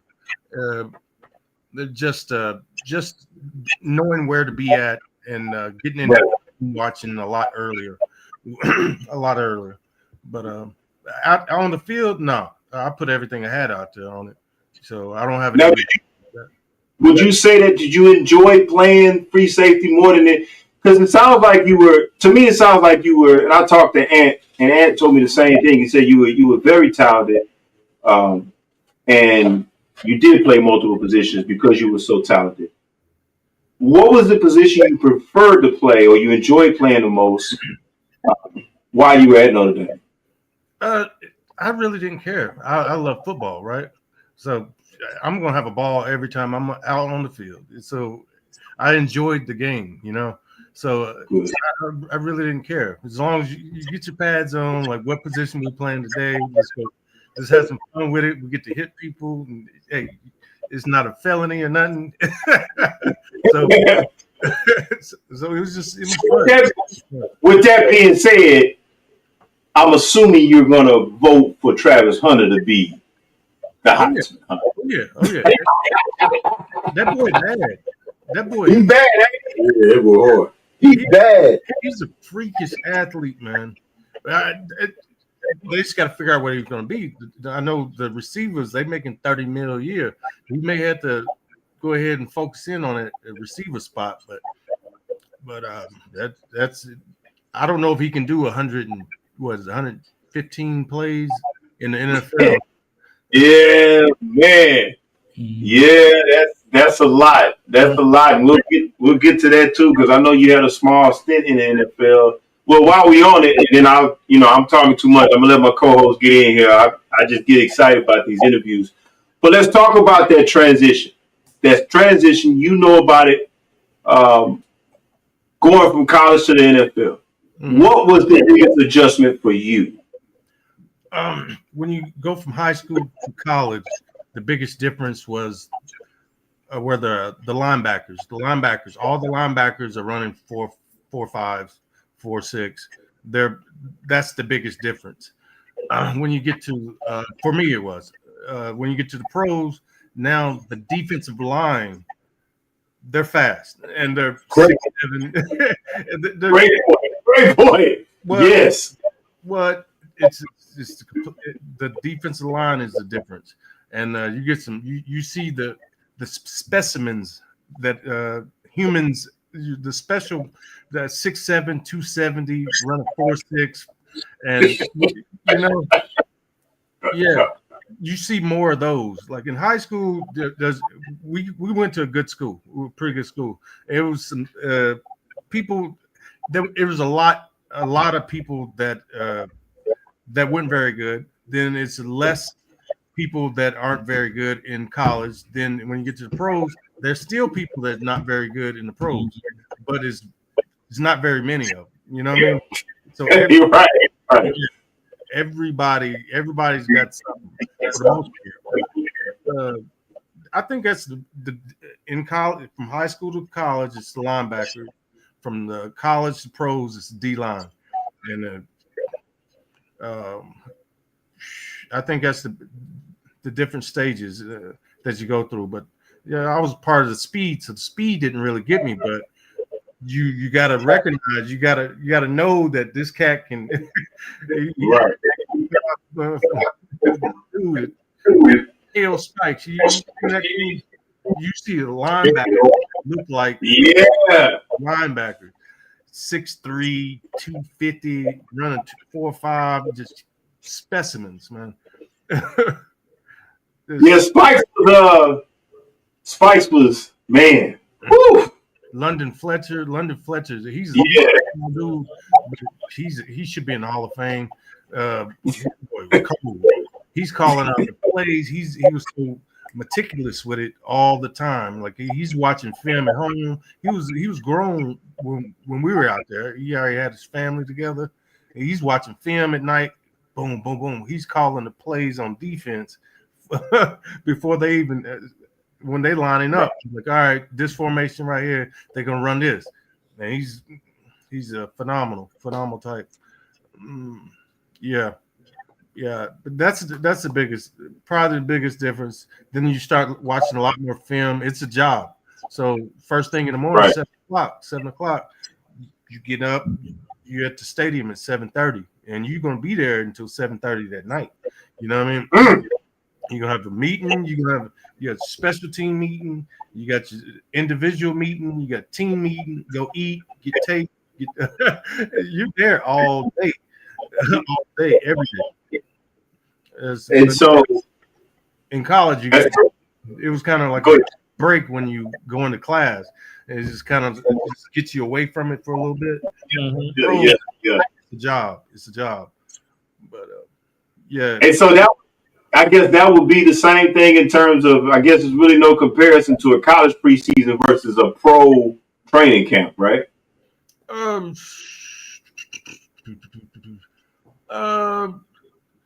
Let's see here. College camp. They were brand new coaches coming into college when we got there. They were Bob Davies was his first year, so we was having 3-day practices. And I didn't know. I get anxiety. They're blowing a bullhorn at 5 o'clock in the morning to wake you up for practice. I couldn't sleep. You know what I mean? And in the pros is hey, practice is at 7:30. Be there. You know what I mean? They don't. Nobody needs to be. Nobody needs to tell me. Nobody needs to blow a horn or anything like that. You're a professional now, right? So I'm gonna be there at that time, and we go about business. They hand us our itinerary, and hey, you on your own, figure it out. And I think that's the biggest difference. Then you in college, they kind of shield you a little bit more, so you don't have to. In the pros, the fans are right there, like right when you get out, like when you get off of the practice field or you coming out of the training room or something. There's people out there just want to come support the Bills, and you signing a lot more autographs, and that right there was at Notre Dame. It'd be specific times that they set aside and have fans, Right. So it really wasn't that bad. But in the pros, is a lot different from that. You're supposed to be getting rehab, or you need to get some iced up, and you have to turn down a crowd of fans that coming in to watch a practice, right? But I think that's the biggest difference between college and pro. And then what would you say? Well, you already answered that question. Now, you spent that season with Buffalo. Mm-hmm. Can you tell us about that atmosphere there, in particular Buffalo? Now, Buffalo is a different beast, right? I'm from Kentucky, right? It doesn't it snows, but it doesn't really know how to snow. We had one big snow my entire life. I think it was 97. In Buffalo, yeah, that's cold there. Yeah, 7 feet of snow in 5 days, right? And y'all practicing in that? Huh? Y'all practicing in that, right? Man, they're out there in it. I had to go to school one time when it was 2 feet of snow, and I was like, "They ain't cancel this joint." Yeah. I'm like, oh yeah, we got the day off. Are we gonna have to? I don't know how we're gonna do this. And it was like, I called in. I'm like, are we gonna have practice? Like, yeah. Like, I used to live right around the corner from the stadium. I'm like, what are they doing? He's like, yeah, everybody's up here. I'm like it was nothing. Yep, that Northeast, man. People taking snowmobiles to practice and all kind of crazy stuff. Yeah, I wrecked the car the first snow, and it was a blizzard out there, right? I ran against the guardrail. Mm-hmm. I'm like, man, I can't drive in this shit. You learn how to drive quick. Right. I remember them days. Yeah, Buffalo is the fans out there. They're cool as all get. The fans and the Buffalo, the ones that live in Buffalo, they're some of the folks same kind of folk that I know in Kentucky. You know what I mean? Just they support this team. We're out there. I can't even see the stands because it's snowing so much, and we out there with no shirts on. Yeah, I'm like, man, this is crazy. Yeah, but that's wild, man. Yeah, that is wild. I see people up there that in particular. Yeah, I think about Orchard Park. Yeah, people be up there with shirts off with the blue paint on their chest of the Bills. I wanted to get a dome. I'm like, man, why don't y'all get a dome up here, man? Exactly, as cold as it is. We left. It's kind of like with Buffalo and Green Bay. That's kind of like their trademark. You have to come play in the cold, you know. Yeah, I get it. Cleveland and Yeah. Man, yeah, I get it. I can't stand cold weather now. I don't care. I'm walking around the house with my hoodie on. Like, it's not even cold anymore out here, right? When we were playing Green Bay when it was minus 31 when we left Buffalo. We had to go to Green Bay, and it was like minus 28 or something like that. I'm like, man, this is crazy. Minus 31? Yeah, wind chill. Yep. So you out there, and the problem playing in that cold, you gotta stay warm. You have to stay warm. And you burn so much energy just trying to stay warm. You're eating, and it sucks it out of you. Like at the end of a game, and all I'm doing is kickoff return, punt return, all the little special team stuff, right? But you have to stay warm the entire game. That was always a challenge in Buffalo. And I guess you some kids out there, and the pros know. You can go at Notre Dame somewhere and do a little walkthrough in the gym, but nah, you're gonna have to. I don't know why they think people get used to cold. That cold, you know? It's too cold, man. Yeah, it's too cold. Let alone play football in that weather, man. It's that weather, but every time your hands so cold, it's like, please don't come on this side of the field. I don't want to hit anything.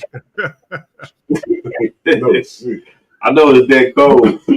Well, Tony, man, we appreciate it. We got some, if you don't mind, you got a little bit more time to hang with us. We'd like to get your input on some sports questions. We do our little topics.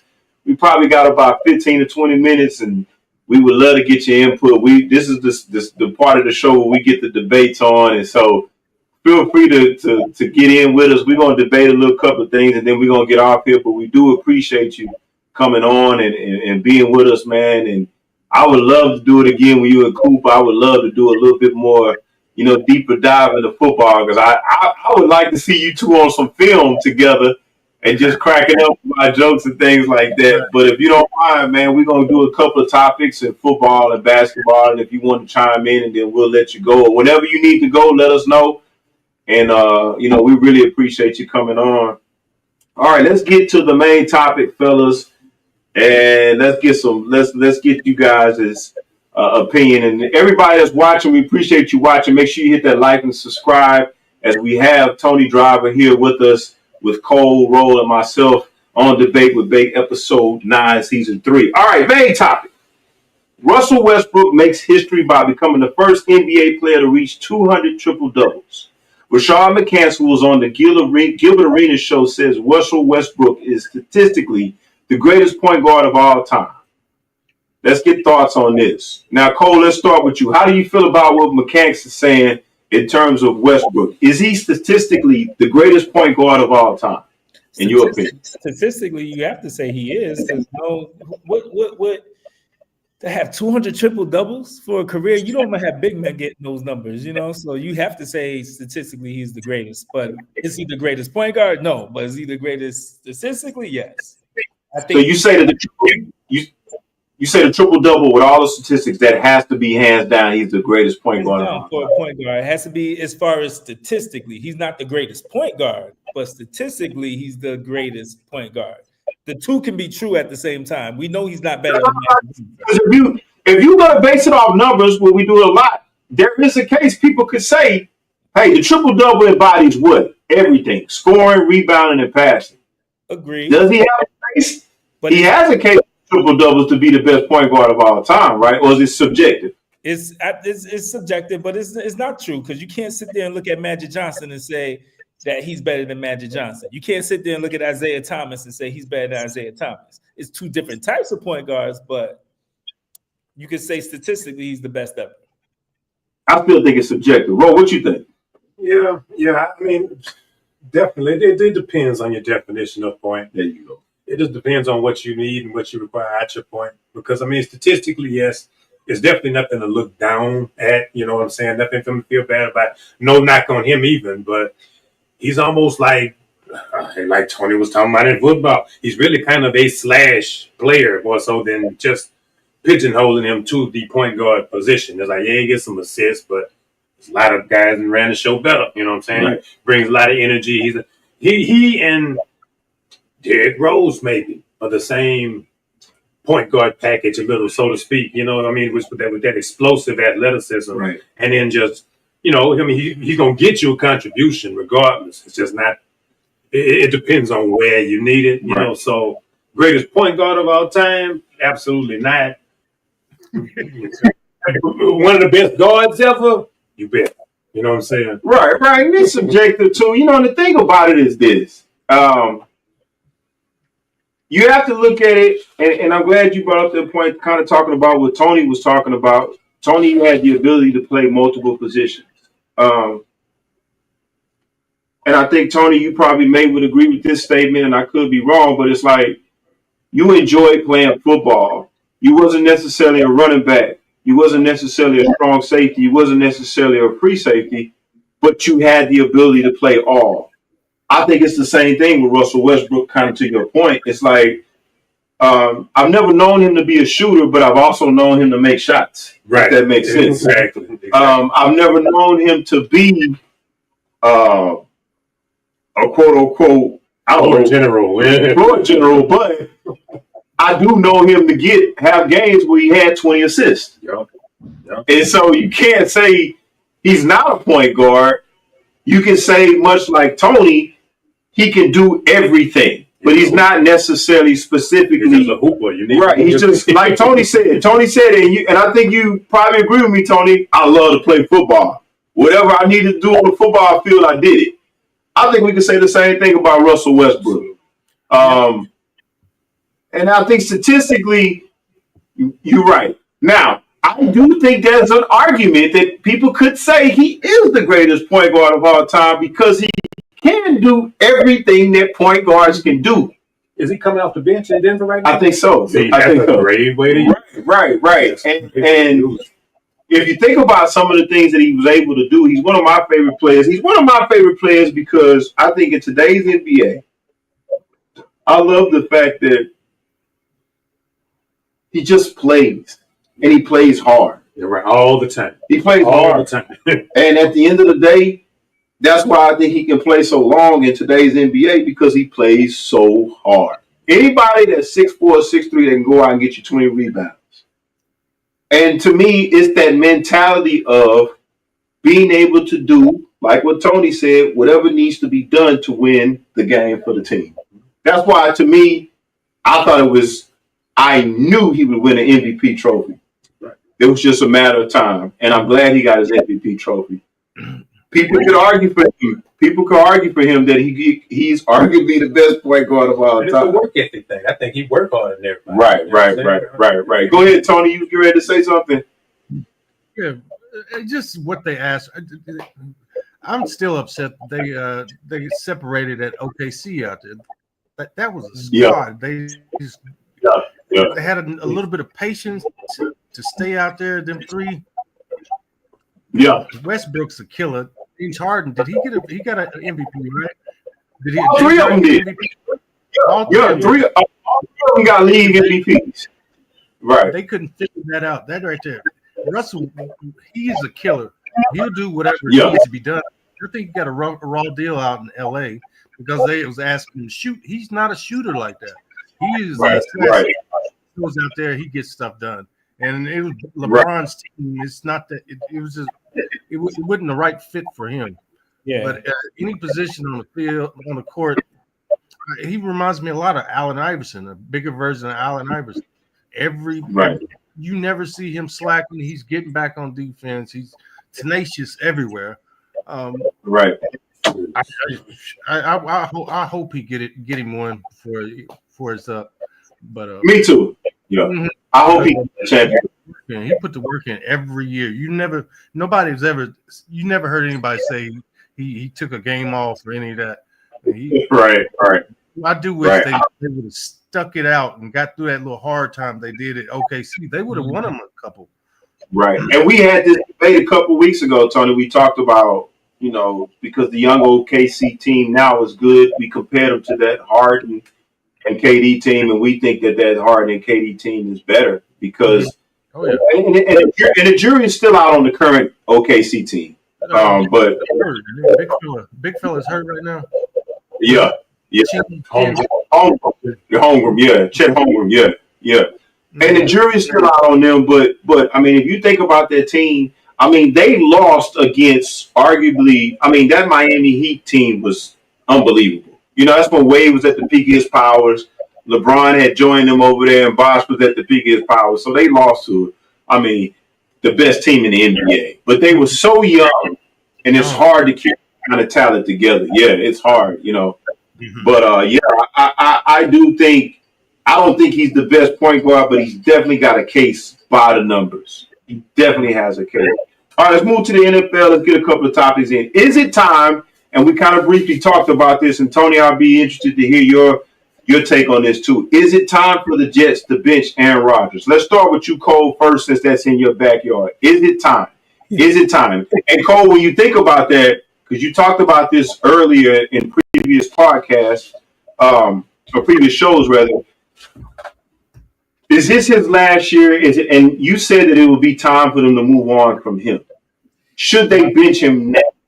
I don't think they should bench him. I think they should cut him. I think that honestly, I don't think we should bench him. I think we should cut him. Your team. Go ahead. But in all honesty, we're not bringing him back next year. We're not winning the championship with him.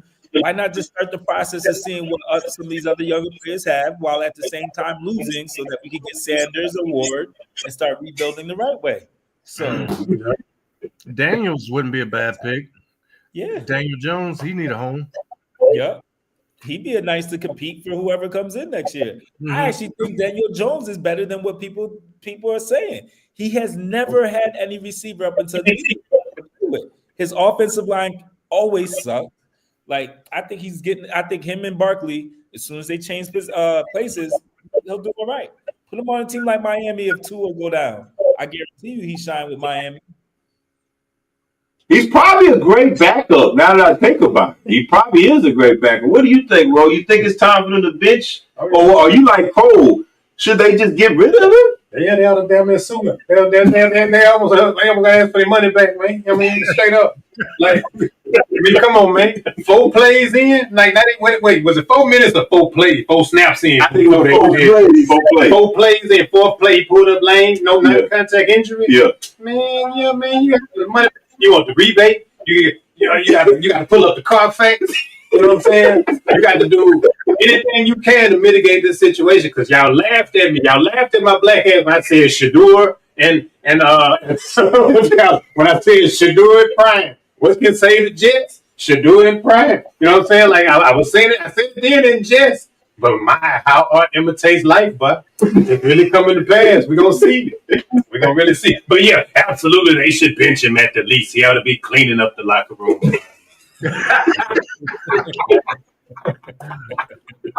Discount double check. Yeah, you discount double check the numbers on that contract. Tony, do you think, would you give him the act like Cole? Would you flat out cut him or just bench him? What would you do if you were the Jets? I really don't know. They're gonna. I doubt it. He's what it is. What it is. This is his last season. You got an Achilles at 40. You know what I mean? Yeah.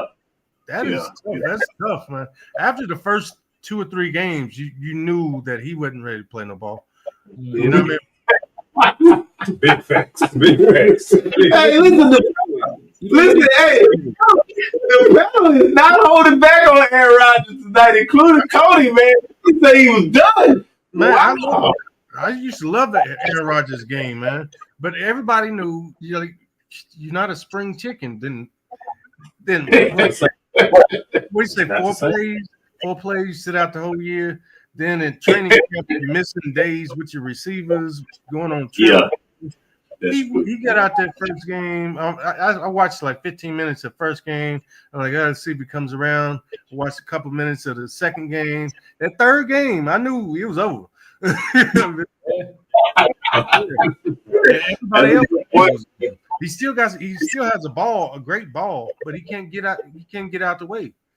You know what I mean? That defensive line, he's sending everybody at him. Like, he can't get away from anybody. He's not running the ball anymore. So you better get out before he gets hurt. Yeah. You know what? And I'll say he's kind of ready for a Flacco role. And he could probably be a backup. He wanted to play, but you know how he is. Yeah, if his ego would let him, you know. He's gonna sit back. He's gonna have to a pay cut. Yeah. He's gonna get behind Lamar or who behind Kansas City or something, or who is Patrick Mahomes. He ain't gonna take a back role. His pride too high. Yeah. I can't see him doing that. He'll retire. All right, about 200 million, 300 million this year. Yeah. For them doing nothing. All right, now I want to ask this question because the scope of the AFC is changing. I like what's going on in the AFC. You got Kansas City, you got Stroud coming, you got Wilson looking good at Pittsburgh, you got Josh Allen reemerging now with the addition of Amari Cooper. So I want to ask you guys this question, and we'll go around the panel. Which AFC matchup is always marked on your calendar? Which matchup do you always want to see? Now, I'll go first. I'm still a big fan of the Ravens and Pittsburgh. I still think it's the best AFC matchup as far as the regular season right now. I think when these two teams get together, it's just all-out smash-mouth football. I still love that AFC rivalry. Now, obviously, on the brink of things, some people would say Kansas City and Buffalo. Some people would say Cincinnati and Kansas City. You know, some people would say, any other AFC rivalry. Maybe it's still Miami and Buffalo. But let's go around the room on the panel and let's just see, is there an AFC rivalry that you still enjoy to watch over the others? For me, it's the Ravens and the Steelers. Let's start with you, Ro. What do you think? What AFC rivalry do you still look forward to, whether it be regular season or playoffs? I'm going still Ravens and the Steelers. What do you think? I'm gonna say Kansas City and Denver. Denver. Yeah. Whoa. Okay. You got Bo Nix in them and Sean Payton sliding in there. Yeah. You still think that's a rivalry in the AFC West? I think so, and I think it's getting better with the trajectory Bo Nix is taking and the way that defense, the way that Mahomes is gonna have to tangle with that Denver secondary. That's gonna make it interesting. That young Surtain boy, you know what I'm saying? They cooking something in Denver, so it ought to be. It's more interesting than meets the eye. So okay, so you say Denver and Kansas City. Tony, who do you say in the AFC the rivalry that you still like or you start to begin to like? Because it sounds like Roe is giving Denver a lot of credit. They are looking good this year. Mm-hmm. Is there an AFC rivalry in particular that you still enjoy watching or that you're looking forward to watching? I love the Steelers, the whole program. They had two coaches in my lifetime, I guess, right? Yeah. Tomlin's out there. He's doing his thing. But I have to go with Baltimore. I love seeing Lamar play and Patrick Mahomes play. Kansas City out there. It's a good rivalry. It is. I love what I almost went with that one too, Tony. I almost went with Baltimore and Kansas City, but that's a good rivalry. That is. And we're finding it. Yeah, and the thing about that rivalry too, just to add that, we're finding that rivalry in the playoffs. We're finding it in the AFC Championship game. We're finding it in the AFC divisional round. So that is a good rivalry. And the thing about it with the two quarterbacks, it may be like that for a while. Right. You know, we're both bringing in $45+ million both. So they're going to be there. and they're gonna be there for a while. It's gonna be what, good 7, 8, 9 years of good football. There's some great quarterbacks out there. There's some good quarterback play. They're getting paid for it, but they're paying Lawrence $160 million. Don't even get me started on it. You know, these quarterbacks, they're getting ridiculous amount of bread and not even prove it themselves yet, man. I don't get it. Exactly. Cole, who you got as far as the AFC rivalries that you enjoy watching? I'll piggyback off of both of y'all and will say I love watching Pittsburgh against anybody because I just feel like they bring it. But over the last maybe 4 of the last 5 playoffs, 3 of the last 4 playoffs, Buffalo and Kansas City have played in the AFC Championship game, and it's come down to whoever has the ball last. And even in the regular season, I have to say Buffalo and Kansas City, man, because Josh Allen to me is probably the most underrated quarterback. And I'm one of the biggest Lamar Jackson black quarterback fans, period. But my man Josh Allen, he's doing his thing. Yeah, he's doing it. He's not turning the ball over this year. That's what I said. If he can master that, that gives Buffalo a chance to beat anybody. If he don't turn the ball over, you know, I kind of like him to Brett Favre in the sense that the gunslinger mentality, and that's the only knock I had against Favre is that he turned it over too much for me. I still think he's a Hall of Fame quarterback. You know, I don't necessarily support the things that he's been involved with off the field. But on the field, he was a great quarterback, but he turned the ball over for me too much. I think Buffalo tolerates that because Josh, with his playmaking ability, he's either going to get you there or he's either going to get you knocked out. But he's such a freakish athlete that you almost have to take that chance. But if he cuts down on those turnovers like he's been doing this year, I mean, look out, man. They beat Kansas City. Yep, you know, they beat Kansas City. So, and I think, and all they know, and they know they can beat Kansas City in the regular season. They just have to put it together in the playoffs. But that's a good sign. That's a good sign that you can beat Kansas City. So, yeah, I think all of you guys' answers are great answers. I think it's going to be some good rivalries in the AFC. I think Denver is coming. I think the AFC North is always, and once Cincinnati, I can't figure out what's going on with Cincinnati. They always get off to a slow start, but I think Cincinnati can beat anybody if they play on all cylinders. I still don't understand why they gave away Joe Mixon. Thank you, Cincinnati, because they were a pass first team. But if they ever figure it out front office wise, I think they can beat anybody. They're a viable threat. Yeah, they're a threat too. So I think the AFC. And here's the thing. Let's not forget about these Chargers. The Chargers. Mm-hmm. And I think I got on the topic. I don't know if we'll get to it today, but the Dolphins, for whatever reason, they look better. When Tua is back, they go for 300 plus yards on the offense, and they can beat anybody. There was a Jalen Waddle sighting yesterday, so they can beat anybody. So I think the AFC. There's a lot of good rivalries. I think you can throw the Texans in there. I mean, think about it. The Texans lost to Tennessee, but this is the same team that beat Buffalo.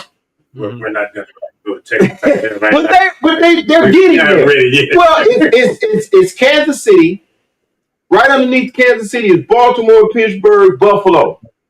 Cincinnati, if they ever get it together, and there's other teams that are coming. I mean, like I said, the Chargers are coming. So we'll see. And I think the Colts, once Richardson get it together, they have a solid team. It's just Richardson, he got to stop losing games. Yeah, and he's young. But he's got a chance. He's got the talent. He just got to put it together. All right, I got to ask this question because I've been raving about the NFC North all year. But I got to ask this question, and I want to know if you guys will believe this, and we'll start wrapping it up in a little bit. Are the Detroit Lions the best team in the NFL, and can they win it all this year? Let's start with you, Cole. Are the Detroit Lions the best team in the NFL currently, and can they win it all? Best team currently. But I still feel like Green Bay could be good. And I still feel like a team like Pittsburgh. I actually think Pittsburgh could be anybody in the AFC. And I honestly would be scared to play them. But right now, I had to say they're the best team because they have the most weapons. Talking about Detroit, right? Detroit. You got Gibbs, you got Montgomery, you got Saint Ramon, or however you say it, and he's unguardable, literally unguardable. And they got Laporta at defense, and they have the best, to me, one of the best coaches out there. I actually love the way he motivates the team. They play hard for him. You could tell that team gets along in the locker room. There's a culture there. So I would say yes. I would say yes. If they don't win, it's because of golf. Tony, what you think? How do you feel about Motown? Are they the best team? I am a fan of golf. I know. He's gonna drop you 300. He's gonna give you. He's not flashy. He's not flashy with it, but every game I've been watching. I think he got a raw deal. Where was he at before? The Rams. Rams. He's with the Rams. Yeah, him and Stafford. Yeah.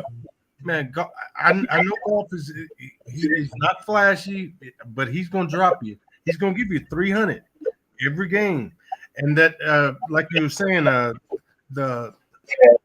the locker room with Coach Dan in that locker room with them players, they would die for that man. And you believe in him. Yes. Started with last year before, and they're just building on it right now, and I know they got a bunch of weapons, and they're starting to get hot at the right time. 13, 14, you start tightening everything up. And old boy golf, Mr. Consistent, watch, he's gonna get you 300 every game, all the way through the rest of the season. I love golf too. And my only issue with golf is his immobility. And I feel like once you get him off his spot, that's where he becomes a detriment to the team. And I feel like there's a couple of teams out there that I think could get him off his spot. And honestly, I think Green Bay, that's the team to me. If they come correct, there ain't no one beating them. I love Love, man. Love is I love that quarterback. Yeah, he's getting it. Green Bay always be finding these quarterbacks, don't they? Yeah. And they have the second best offensive coach behind San Francisco. I think those two dial up a game plan better than anybody. And he had time to grow. I think they don't let quarterbacks get time to grow anymore, man. They throw them right at the feet. I'm like, you gotta get them a year, 2 years under their belt just to learn how they do stuff in the league. They throw these quarterbacks out and just.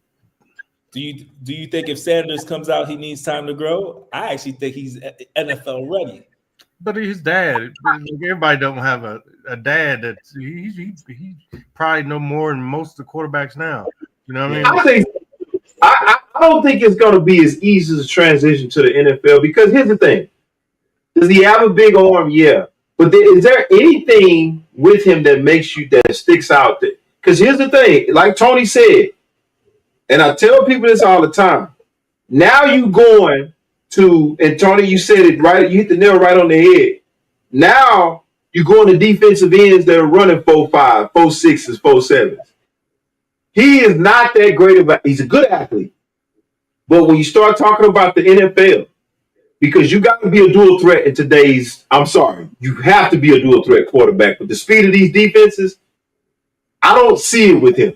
I see him being a good possession quarterback. I see he's a good possession quarterback. I don't see him I don't see him as a dual threat right now in the NFL. So I just don't. I don't see the speed. I don't see the athleticism. He's a good quarterback and he knows how to play. He won't turn the ball over. That'll give him a chance. But I'm telling you this right now. I don't see the athleticism yet. I just don't see it. I'll say this. I think, in my opinion, and you could tell me, you probably know more than me, Driver, but I'll say he's very mature in the pocket. He doesn't panic. He stays in there. He takes it. That's number one. He don't turn the ball over. Number two, I actually think he's faster than your man Mahomes. And I think he plays the game and approaches the game like Mahomes from the standpoint of I'm only running when I need to run. Because he can run. And I've seen him evade people and get away. Number three, I think he throws every ball. From the short route to the long route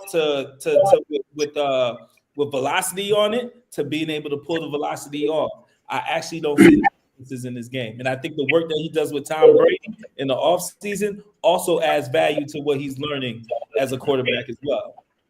Yeah, I couldn't disagree with you. I disagree. Mahomes, I disagree with you 1,000%. I'm sorry, Tony. I gotta say this. He's faster than Mahomes. I disagree with you 1,000%. I do not see Mahomes. I don't think he can make again, we talking about the not for long league. We talking about a different level of athleticism. I don't see it. I don't see him. We talking about Detroit. With that defense, can he score points with a good offensive line against a Detroit? No. But No. Sanders is going to get him in a good situation. He's not going to let him go to any team. And they're going to do some backdoor deals. They're going to be in a solid program. And he's going to have the opportunity.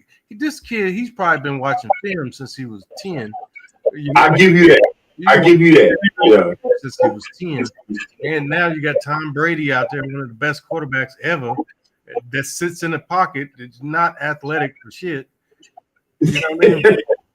So, I think he doesn't want to get out there, but he, like you said, he can run when he has to, but he likes to sit in that pocket and pick you apart. He has a great ball. His arm's strong, but Josh Allen's arm way stronger than his arm. You know what I mean? There's a few quarterbacks. Yeah. There's a few quarterbacks out there with some strong arms, but he's like in the middle of the pack. But he's real accurate with his ball. I mean, hey, Trevor Lawrence. He's a leader. If Trevor Lawrence can get a job, he definitely can.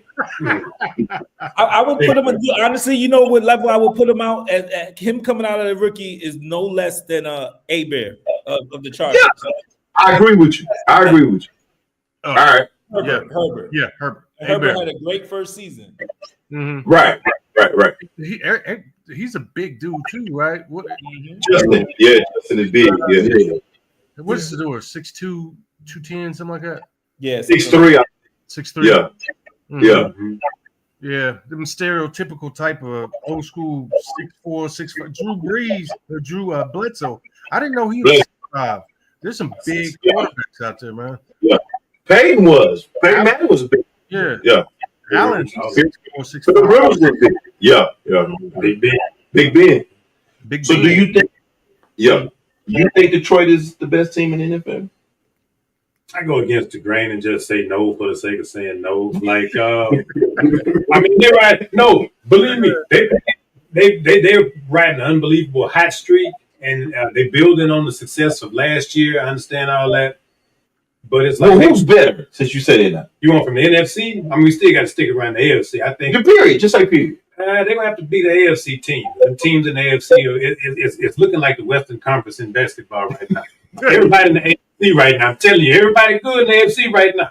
It's like you got 3-4 teams in the NFC playing some good balls. The rest of them really in anonymity, kind of beating up on each other in the same regard. Because I mean, think about it. We in Houston saw everybody from that division. You know what I'm saying? And lost to everybody. We lost to Minnesota. That's the NFC North. Yeah, we lost to Green Bay. We almost beat this Detroit team. We almost beat that team. And then we struggle with Chicago. I forget. Chicago. And that's a good point. It's like, we don't know how good the NFC is. Yeah, we don't really quite know how good the NFC is as a whole. And they are the best. They're a little top heavy. I'll say that because San Francisco is the one that fell off the map. They're supposed to kind of contend for the top. Right. But they had this quick run. And what I'm noticing is they keep picking up these injuries. They shining on everybody week to week, but the injury report is getting longer and longer. You already lost that pass rush, that big white. That hurt. I didn't think they would recover from that, from losing Hutchinson. And they look good. They're the next man up.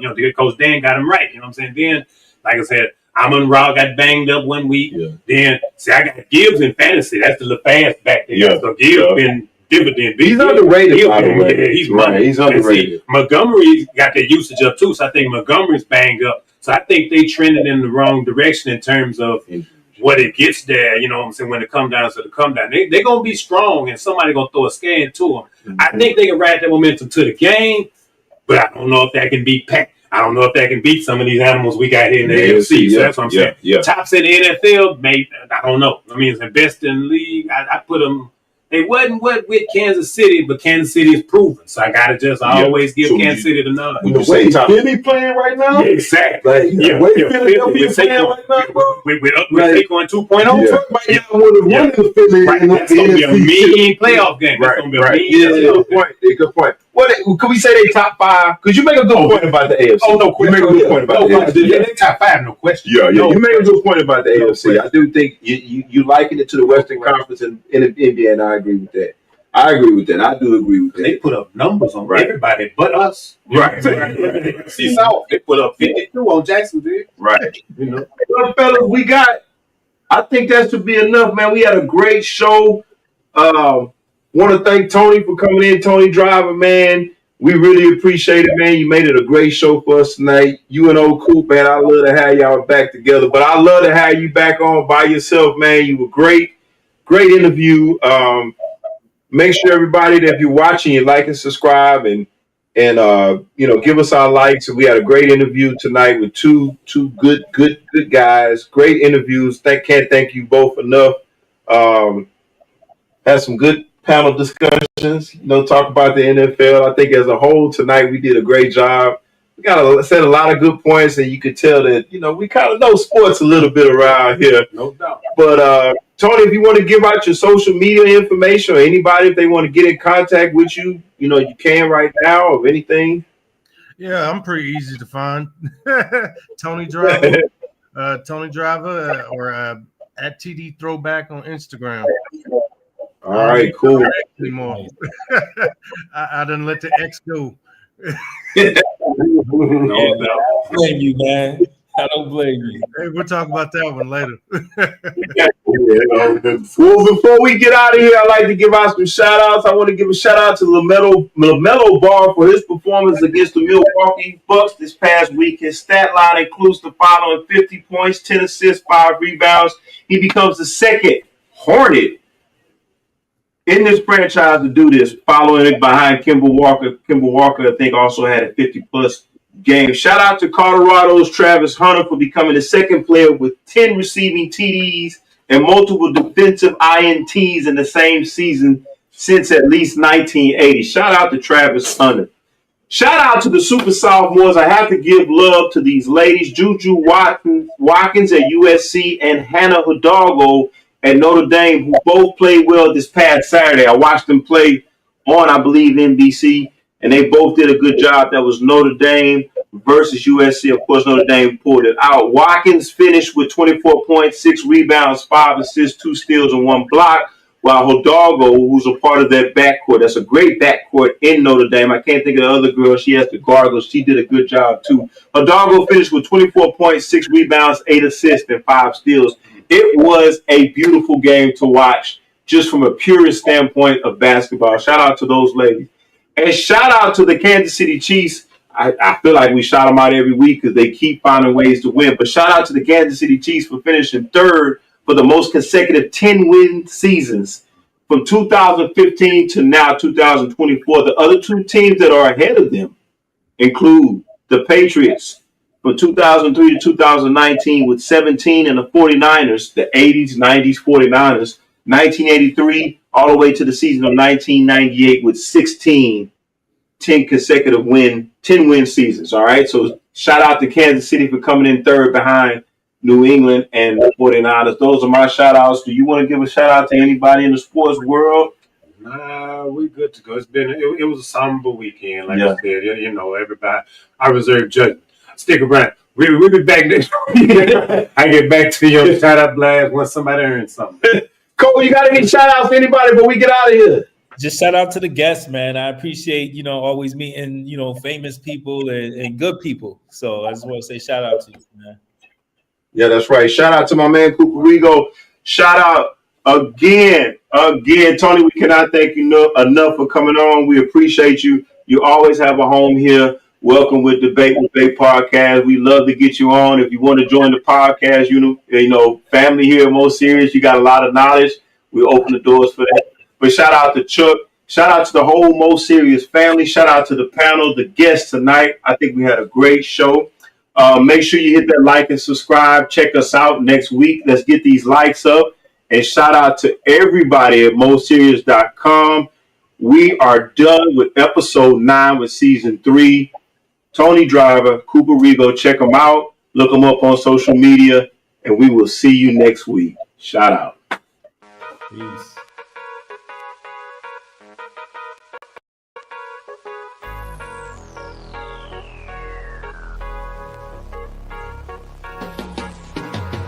Season 3, Debate with Big Sports Show.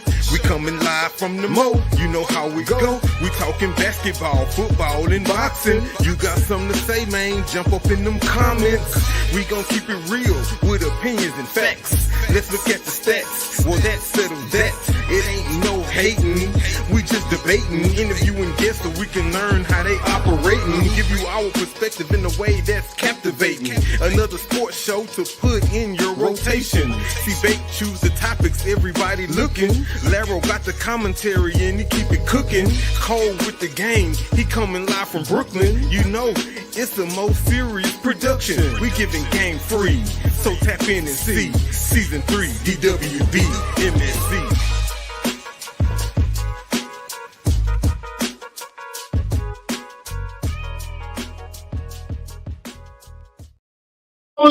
I wanted him to show that tape, man.